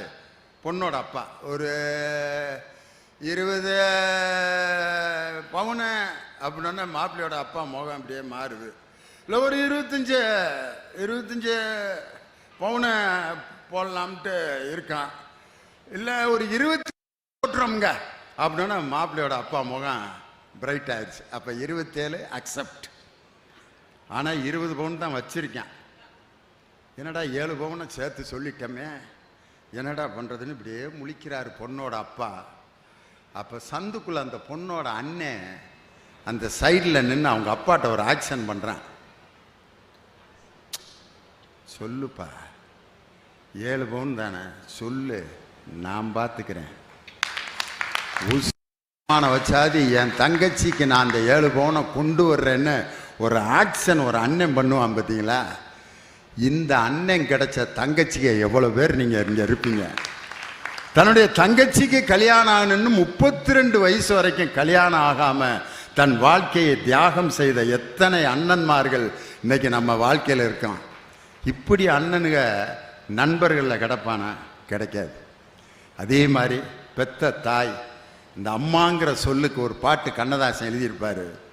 கன்றின் குரலும் கன்னி தமிழும் சொல்லும் வார்த்தை அம்மா அம்மா, கருணை தேடி அலையும் உயிர்கள் உருகும் வார்த்தை அம்மா அம்மா. எந்த மனதில் பாசமுண்டோ அந்த மனமே அம்மா அம்மா, இன்ப கனவை அள்ளி தரவே இறைவன் என்னை தந்தானம்மா. என் பொன்மணிகள் ஏன் தூங்கவில்லை, செல்ல கிளிகளாம் பள்ளியிலே செவ்வந்தி பூக்களாம் தொட்டிலே, என் பொன் கன்றின் குரலும் கன்னி தமிழும் சொல்லும் வார்த்தை அம்மா அம்மா, கருணை அலையும் உயிர்கள் உருகும் வார்த்தை அம்மா அம்மா. எந்த மனதில் பாசம் உண்டோ அந்த மனமே அம்மா அம்மான்னு எழுதினார் கண்ணதாசன். ஒரு வீட்டில் குழந்தை திருவிழாவில் காணா போய் போலீஸ் ஸ்டேஷனில் வந்து அழுதுகிட்டு இருக்கு. அறிவிக்கிறாங்க, இங்கே ஒரு பெண் குழந்தை சிவப்பு கலர் கவுனம் பச்சை கலர் ரிப்பனும் அணிந்து மல்லிகைப்பூ வைத்திருக்கக்கூடிய ஒரு 7 வயது பெண் குழந்தை இங்கே காணாமல் போயிருக்கிறது. அதை அதை தேடிக்கொண்டிருக்கக்கூடிய பெற்றோர்கள் இங்கே வரவும். அழுது அழுது பார்க்குறாங்க. உடனே அந்த ஊரில் இருக்க ராஜா வர்றார். என்ன பாப்பா, என்ன உங்கள் அம்மாவை காணாமா? ஆமாங்க, எங்கள் அம்மா. இங்கடா உங்கள் அம்மா எங்கே போச்சு அப்படின்ட்டு அந்த ஊரில் யாரெல்லாம் இருக்காங்களோ ஒவ்வொரு பொண்ணாக கூப்பிட்டு வந்து, இது உங்கள் அம்மாவா அப்படின்னு கேட்குறாங்க. இது இல்லை. ஊர்லேயே அழகான ஒரு பொண்ணை கூப்பிட்டு வந்து, இது உங்கள் அம்மாவா? இதுவும் எங்கள் அம்மா இல்லை. ராஜாவுக்கு என்ன சந்தேகம் வந்துருச்சுன்னா, இதை விட அழகான பொண்ணு நமக்கு தெரியாமல் இந்த ஊரில் யாரா, இதை விட அழகுன்னு சொல்லுது இந்த புள்ள அப்படின்ட்டு. அப்புறம் கடைசியாக ஒரு அம்மா குழந்தைய தேடிக்கிட்டு வருது. தலையெல்லாம் விரித்து போட்டு பல்லெல்லாம் ஏற்றி இடையில ஓட்ட பொல்லு சப்பி போட்ட பணங்கொட்டை மாதிரி அழுக்கு சேலையை கட்டிட்டு ஒரு அம்மா வருது. இதுதான் எங்கள் அம்மா அப்படின்ட்டு ஓடி போய் கட்டி பிடிச்சிச்சு. பேரழகிகளை எல்லாம் காண்பித்து இதுதான் உங்கள் அம்மாவான்னு கேட்டப்ப இது எங்கள் அம்மா இல்லைன்னு அந்த தாய் தான் அந்த குழந்தைக்கு அவ்வளவு அழகாக தெரிஞ்சா. இன்னொரு கதை சொல்லுவாங்க. ஒரு ஊரில் ஒரு பெரிய பூகம்பம் நடந்துருச்சு. உங்களுக்கு என்னென்ன வேணுமோ அதெல்லாம் எடுத்துக்கிட்டு சாக்கில் கட்டிக்கிட்டு கிளம்புங்க அப்படின்னு பெண்கள்லாம் வந்து ஆளுக்கு ஒரு மூட்டையை தூக்கிட்டு அப்படியே கிளம்பி போகுதுங்க. அந்த ஊர் எல்லையில் ஒவ்வொரு மூட்டையாக பிரிக்கிறான் அந்த ஊரோட காவலன். ஒரு மூட்டையில் பார்த்தா வெறும் நகையாக இருக்குது, இன்னொரு மூட்டையில் பார்த்தா வெறும் பத்திரமா இருக்குது ஒரு அம்மா, இன்னொரு மூட்டை ஆடிச்சு. என்னடா மூட்டை அசையுது அப்படின்னு மூட்டையை பிரித்தா அந்த அம்மாவோட புருஷனை கட்டி தூக்கிட்டு வந்திருக்கு. என்னம்மா அதாவது நகையை தூக்கிட்டு போகுது, பத்திரத்தை தூக்கிட்டு போகுது, இந்த ஆளை போய் தூக்கிட்டு வந்திருக்கே அப்படின்னா அந்த அம்மா சொல்லிச்சு, அவங்கெல்லாம் அதை கொண்டு போவாங்க, செலவழித்து வாழ்க்கையில் வறுமைக்கு போயிடுவாங்க. ஆனால் இவர் கூட இருந்தால் இது மாதிரி எவ்வளவோ விஷயங்களை எல்லாம் என்னையால் சம்பாதிக்க முடியும், இவர் கூட இருக்கிற மாதிரி ஒரு மகிழ்ச்சி எனக்கு வேற ஒன்றும் இல்லைன்னு சொல்லி தன் கணவனை சாக்கில் போட்டு தூக்கிட்டு வந்த மனைவி அப்படிங்கிற இது ஒரு வரலாற்றில் நடந்த ஒரு உண்மை. உறவுகள் இப்படிலாம் இருக்கும். ஆனால் இந்த குரூப் என்ன சொல்லுது, அப்படியா இருக்கு உறவு? ஏயா கேட்குற, மனைவியை பற்றி பேசுறதுக்கு யாராவது ஒரு ஆள் கைதட்டினீங்களா?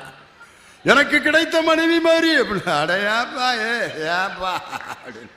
காரணம் என்னன்னா வெளியில் பெரிய அதிகாரியாக இருப்பார், வழிநடுக அவருக்கு சலிட் அடிப்பாங்க. Deputy inspector general of police, வழிநடுக போலீஸ்காரங்களாம் ஐயா ஐயா ஐயா.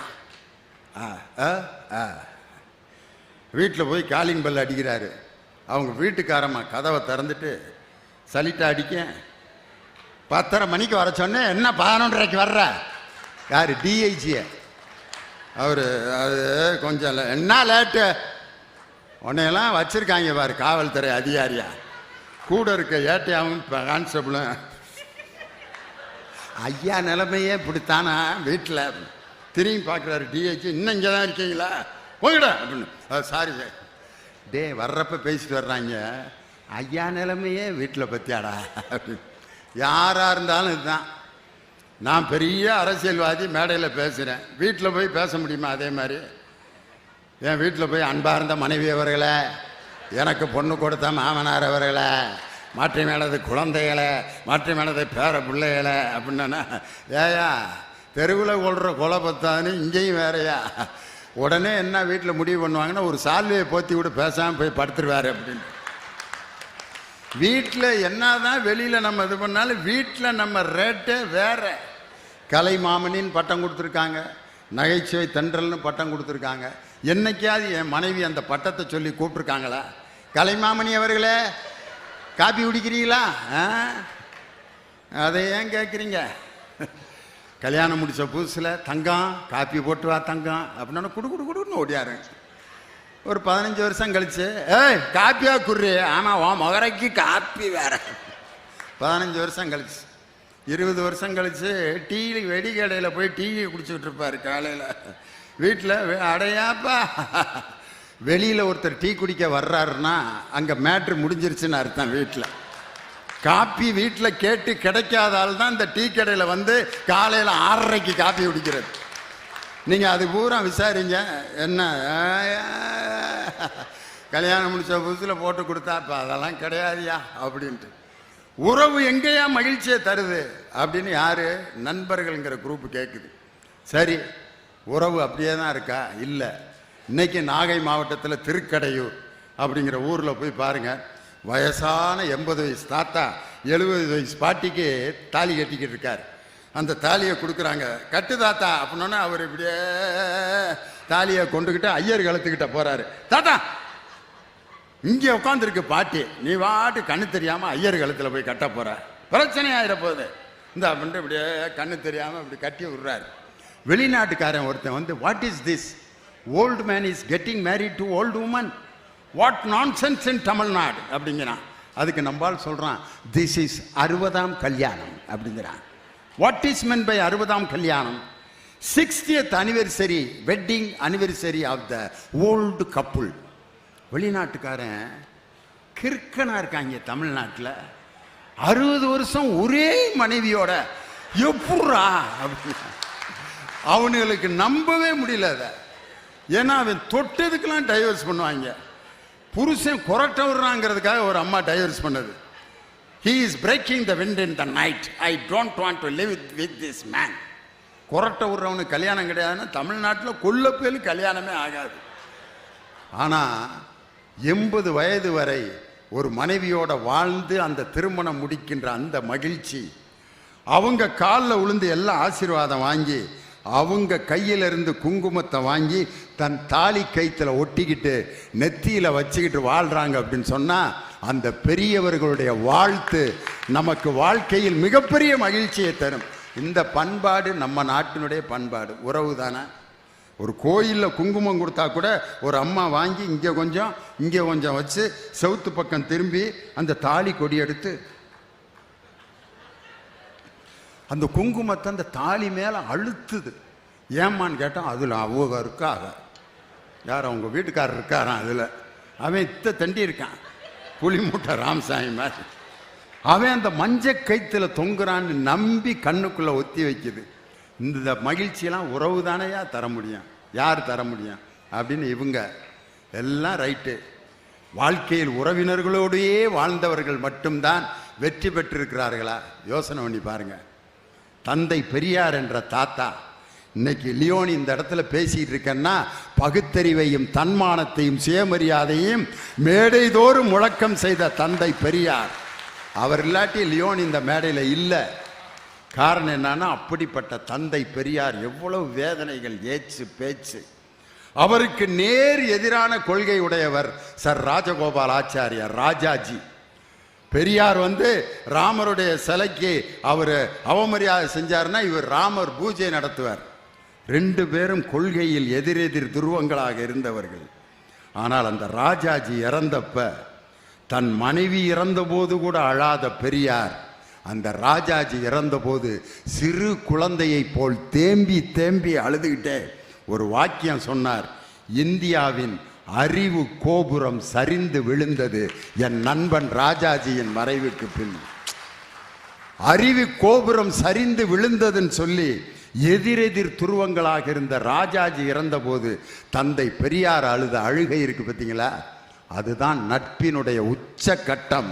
அந்த நட்பு தான் ஒரு மனிதன் ஜாதி மதம் எல்லாத்தையும் கடந்து ஒருவரை நேசிப்பது எதுலன்னா நட்பில் மட்டும்தான். ராமனை உறவு பூரா இம்சை பண்ணுச்சு. பெத்த தகப்பேன் ராமனை காட்டுக்கு போடா, என் மனைவி ஒரு வரம் கேட்டா, கோ டு தி ஃபாரஸ்ட். யார? ராமனை. Okay my dear daddy, I am ready to go to the forest அப்படின்னு அன்றலர்ந்த மலர் போல அப்பா சொல்லிட்டாருன்னு அவ்வளவு மகிழ்ச்சியோட ராமர் போனார். செருப்பு போட்டுட்டு போனார். அதை அவன் தம்பி பிடிட்டு போயிட்டான். காலு பாதம் அது அந்த காட்டுக்குள்ள போற அண்ணன் முள்ளுகுள்ளு குத்தும்னு தெரியாதா? வேற எதையாவது கேட்டு ஒரு மோதிரத்தை வாங்கிட்டு போ அல்லது கிரீடத்தை வாங்கிட்டு போ. அண்ணே உன் ஞாபகமா உன் செருப்பை வச்சு நான் ஆட்சி செய்யலாம்னு இருக்கேன்ட்டு நடடா அப்படின்னு செருப்பை பிடிட்டு போயிட்டார். யாரு? பரதன். லட்சுமணன் பண்ண இம்சை. அவரு அந்த மாரிசன்கிறவன் மானா வந்திருக்கான் அப்படின்னு தெரிஞ்ச பிறகு மனைவி அந்த மானை பிடிச்சி கொடு. யாரு? சீதை. கூடியே அவ்வளவு கஷ்டப்பட்டு லவ் பண்ணா சீதை. அண்ணலும் நோக்கினாள் அவளும் நோக்கினாள், மெல்லிய முறுவல் என்னை உண்டதே அப்படின்னார். ராமனுடைய சிரிப்பு சீதையை சாப்பிட்டுச்சான். எப்படி கம்பர் சிரிப்பு சாப்பிடுதுன்னா அப்ப கம்பர் எப்படி அனுபவிச்சு எழுதியிருக்காரு பாருங்க. இப்படி லவ் பண்ண மனைவி அந்த மானை பிடிச்சிக்குடியா அப்படின்னு ராவணனால கடத்தப்பட்டு அவ்வளவு ஆசைப்பட்ட மனைவியையும் பறி கொடுத்துட்டு இப்படியே இருந்தார். அப்ப அந்த சீதையை மீட்பதற்கு கூட உதவி செஞ்சது லட்சுமணன் ஒரு தம்பி மட்டும்தான். ஆனா அந்த மிகப்பெரிய படை யாரால் உருவாக்கப்பட்டதுன்னா குகனோடும் ஐவரானோம் குன்று சூழ் மகனோடும் அறுவரானோம் அகனமர் காதலைய நின்னோடும் எழுவரானோம்னு வேடர்குல தலைவன் குரங்கின தலைவன் ராவணனுடைய தம்பி எல்லாரையும் அண்ணன் தம்பிகளாக நண்பர்களாக ஏற்றுக்கொண்டு அந்த போரிலே ராமன் வென்றான்னா உறவுகள் எல்லாம் வேதனைப்படுத்தியது. நண்பர்கள் தான் ராமனை அவனுடைய மனைவியை மீட்பதற்கு உதவி செய்தது. அந்த நட்பு தான் வாழ்க்கையில மிக சிறந்தது அப்படின்னு யாரு இந்த குரூப் சொல்லுது. முடிவுக்கு வரணும். பேராசிரியர் அன்பழகனும் முத்தமிழறிஞர் டாக்டர் கலைஞரும் மிகப்பெரிய நண்பர்கள். 50 ஆண்டுகள் 2 பேரும் ஒரே அரசியல் கொள்கையில் ஆட்சியில் இருந்தாலும் இல்லாவிட்டாலும் எனக்கு நண்பன் என் கலைஞன், கலைஞருக்கு நண்பர் பேராசிரியர். அதுக்கு பேராசிரியர் ஒரு உதாரணம் சொன்னார். கலைஞரும் நானும் எப்படின்னா, அவர் பேனா நான் மூடி அப்படின்னார். மூடி இல்லாமல் பேனாவால் இயங்க முடியும், ஆனால் அந்த பேனாவை பாதுகாப்பது அந்த மூடிதான். கலைஞர் என்ற என் நண்பனை இத்தனை ஆண்டுகள் பாதுகாத்தேன் அப்படிங்கிற ஒரு நட்புக்கு ஒரு வார்த்தை சொன்னார். பார்த்தீங்களா, இதுதான் நட்பு. எம்ஜிஆரும் கலைஞரும் எப்படிப்பட்ட நண்பர்கள்! அடே அப்பா, அவங்க வாழ்க்கையில் நடந்த ஒரு சம்பவம். அப்பெல்லாம் இப்படி மொபைல் ஃபோனு டைரெக்டாக சட்டமன்றத்தை நிகழ்வை நேரடியாக நம்மெல்லாம் பார்க்க முடியாது. சாயந்தரம் என்ன நடந்துச்சுன்னு மாலை முரசு பேப்பரில் போட்டால் தான் சட்டமன்றத்தில் என்ன நடந்துச்சுன்றதே தெரியும். அப்போ எம்ஜிஆர் முதலமைச்சர், கலைஞர் எதிர்க்கட்சி தலைவர். அப்போ ஒரு சம்பவம் நடக்குது. அப்போ எம்ஜிஆருடைய அமைச்சரவையில் இருந்த ஒரு அமைச்சர், ஒரு பெண் அமைச்சர், அரசாங்க கார் எடுத்துக்கிட்டு ஒரு தனி நிகழ்ச்சிக்கு போயிட்டாங்க. ஆனால் அன்னைக்கு ஒரு ரூல் இருக்குது, அரசாங்க கார் எடுத்துக்கிட்டு தனிப்பட்ட நிகழ்ச்சிக்கு போகக்கூடாது. உடனே திமுக காரங்கள்லாம், கலைஞருடைய ஆட்சியில் இருந்தவங்கெல்லாம், அந்த கட்சிக்காரங்க அந்த காரை ஃபோட்டோ எடுத்து, அமைச்சர் தனிப்பட்ட நிகழ்ச்சிக்கு தன் காரை பயன்படுத்தி விட்டார் அப்படின்னு அந்த ஃபோட்டோவை கலைஞர்கிட்ட கொண்டு வந்து கொடுத்து, சட்டமன்றத்தில் எம்ஜிஆரை நீங்கள் கேள்வி கேட்குறீங்க, அதுக்கு அவர் பதில் சொல்லணும், போங்க தலைவரை அப்படின்னு கொடுத்துட்டாங்க. தலைவர் அந்த ஃபோட்டோவை வாங்கிட்டு உள்ளே போயிட்டார். சாயந்தரம் வர்றப்ப எம்ஜிஆர் அவர் சிரிச்சுக்கிட்டே வர்றாங்க. ஃபோட்டோ கொடுத்த குரூப்பெல்லாம் என்னடா பஞ்சாயத்து ஆகும்னு நினச்சா 2 பேரும் ஜோக்கடிச்சு சிரிச்சிட்டு வர்றாங்க, என்னடா நடந்துச்சு அப்படின்னு பார்த்தா, கலைஞர் என்ன செஞ்சாருன்னா அந்த ஃபோட்டோவை எம்ஜிஆர்கிட்ட காமிச்சு, இப்படி ஒரு சம்பவம் நடந்திருக்கு, அந்த அமைச்சர் உண்மையிலே எடுத்துகிட்டு போனாங்களான்னு கூப்பிட்டு விசாரிங்க அப்படின்னா, பிடி சரஸ்வதின்ற அமைச்சரை கூப்பிட்டதுக்கு, நான் எடுத்துகிட்டு போகல, எங்கள் அம்மா தெரியாமல் எடுத்துகிட்டு போயிட்டாங்க, அந்த அம்மா எடுத்துகிட்டு போனதுக்கு அமைச்சருடைய பொறுப்பு இல்லை, அதனால் அவங்கள இந்த பிரச்சனையை நான் சட்டமன்றத்தில் கொண்டு வரலன்னு அந்த ஃபோட்டோவை எம்ஜிஆர்கிட்டே கொடுத்துட்டு 2 பேரும் சிரிச்சுக்கிட்டே வர்றப்ப, அப்போ கலைஞர்கிட்ட பத்திரிக்கைக்காரங்க கேட்குறாங்க என்ன அப்படின்னு. எனக்கும் எம்ஜிஆருக்கும் குடுமிப்பிடி சண்டை நடக்கும் என்று எதிர்பார்த்து வந்தீர்கள். எனக்கும் எம்ஜிஆருக்கும் குடுமிப்பிடி சண்டை நடக்க வாய்ப்பே இல்லை. காரணம், எனக்கும் குடுமி இல்லை, அவருக்கும் குடுமி இல்லை. எம்ஜிஆர் வீட்டில் போய் அந்த தொப்பியை கலட்டினதுல இருந்து 1/2 மணி நேரம் சிரிச்சுக்கிட்டே இருந்தாராம். தனது எதிர்க்கட்சியில் இருந்த ஒருவர் பேசிய அந்த நகைச்சுவையை நாள் முழுவதும் கேட்டு ரசித்த அந்த எம்ஜிஆருங்கிற நண்பன் கடைசியில் எம்ஜிஆர் இறந்த பொழுது யாருக்குமே அழுகாத அழுகை கலைஞர் எம்ஜிஆர் இறந்த போது அழுதார்னா, அரசியலுக்கு அப்பாற்பட்டு, கொள்கைக்கு அப்பாற்பட்டு ஒரு மனிதனை நேசிக்க வைப்பது நட்பு என்ற ஒரு அற்புதமான உன்னதமான உணர்வு தான். உறவுகளுக்கெல்லாம் அடையாளம் இருக்கு. என் பிள்ளைக்கு நான் அப்பன்னா என்னுடைய எல்லுங்கிற இன்சியல் என் பிள்ளைக்கு இருக்கும். எங்கள் அப்பாவுக்கு நான் மகன்னா எங்கள் அப்பாவோட இன்சியல் முதல் எழுத்து ஐ அப்படிங்கிற இன்சியல் எனக்கு இருக்கும். என் மனைவிக்கு நான் கணவன்னா நான் கட்டின தாலி என் மனைவிக்கிட்ட இருக்கும். என் தம்பிக்கு நான் அண்ணன்னா 2 பேருக்கும் ஒரே இன்சியல். எல்லாமே அடையாளங்களோடு தான் உறவுகள் ஏற்கப்படுமே ஒழிய, அடையாளம் இல்லாமல் ஒருவரை நேசிக்க வைப்பது நட்பு தான். அந்த நட்பு தான் இந்த உலகத்தை வாழ வைத்து கொண்டிருக்கிறது என்று சொல்லி, நிம்மதியும் மகிழ்வையும் தருவது உறவுகளை விட நட்பே நட்பே நண்பர்களே என்று சொல்லி, நல்ல நண்பர்களை நீங்கள் உருவாக்கி கொள்ளுங்கள்.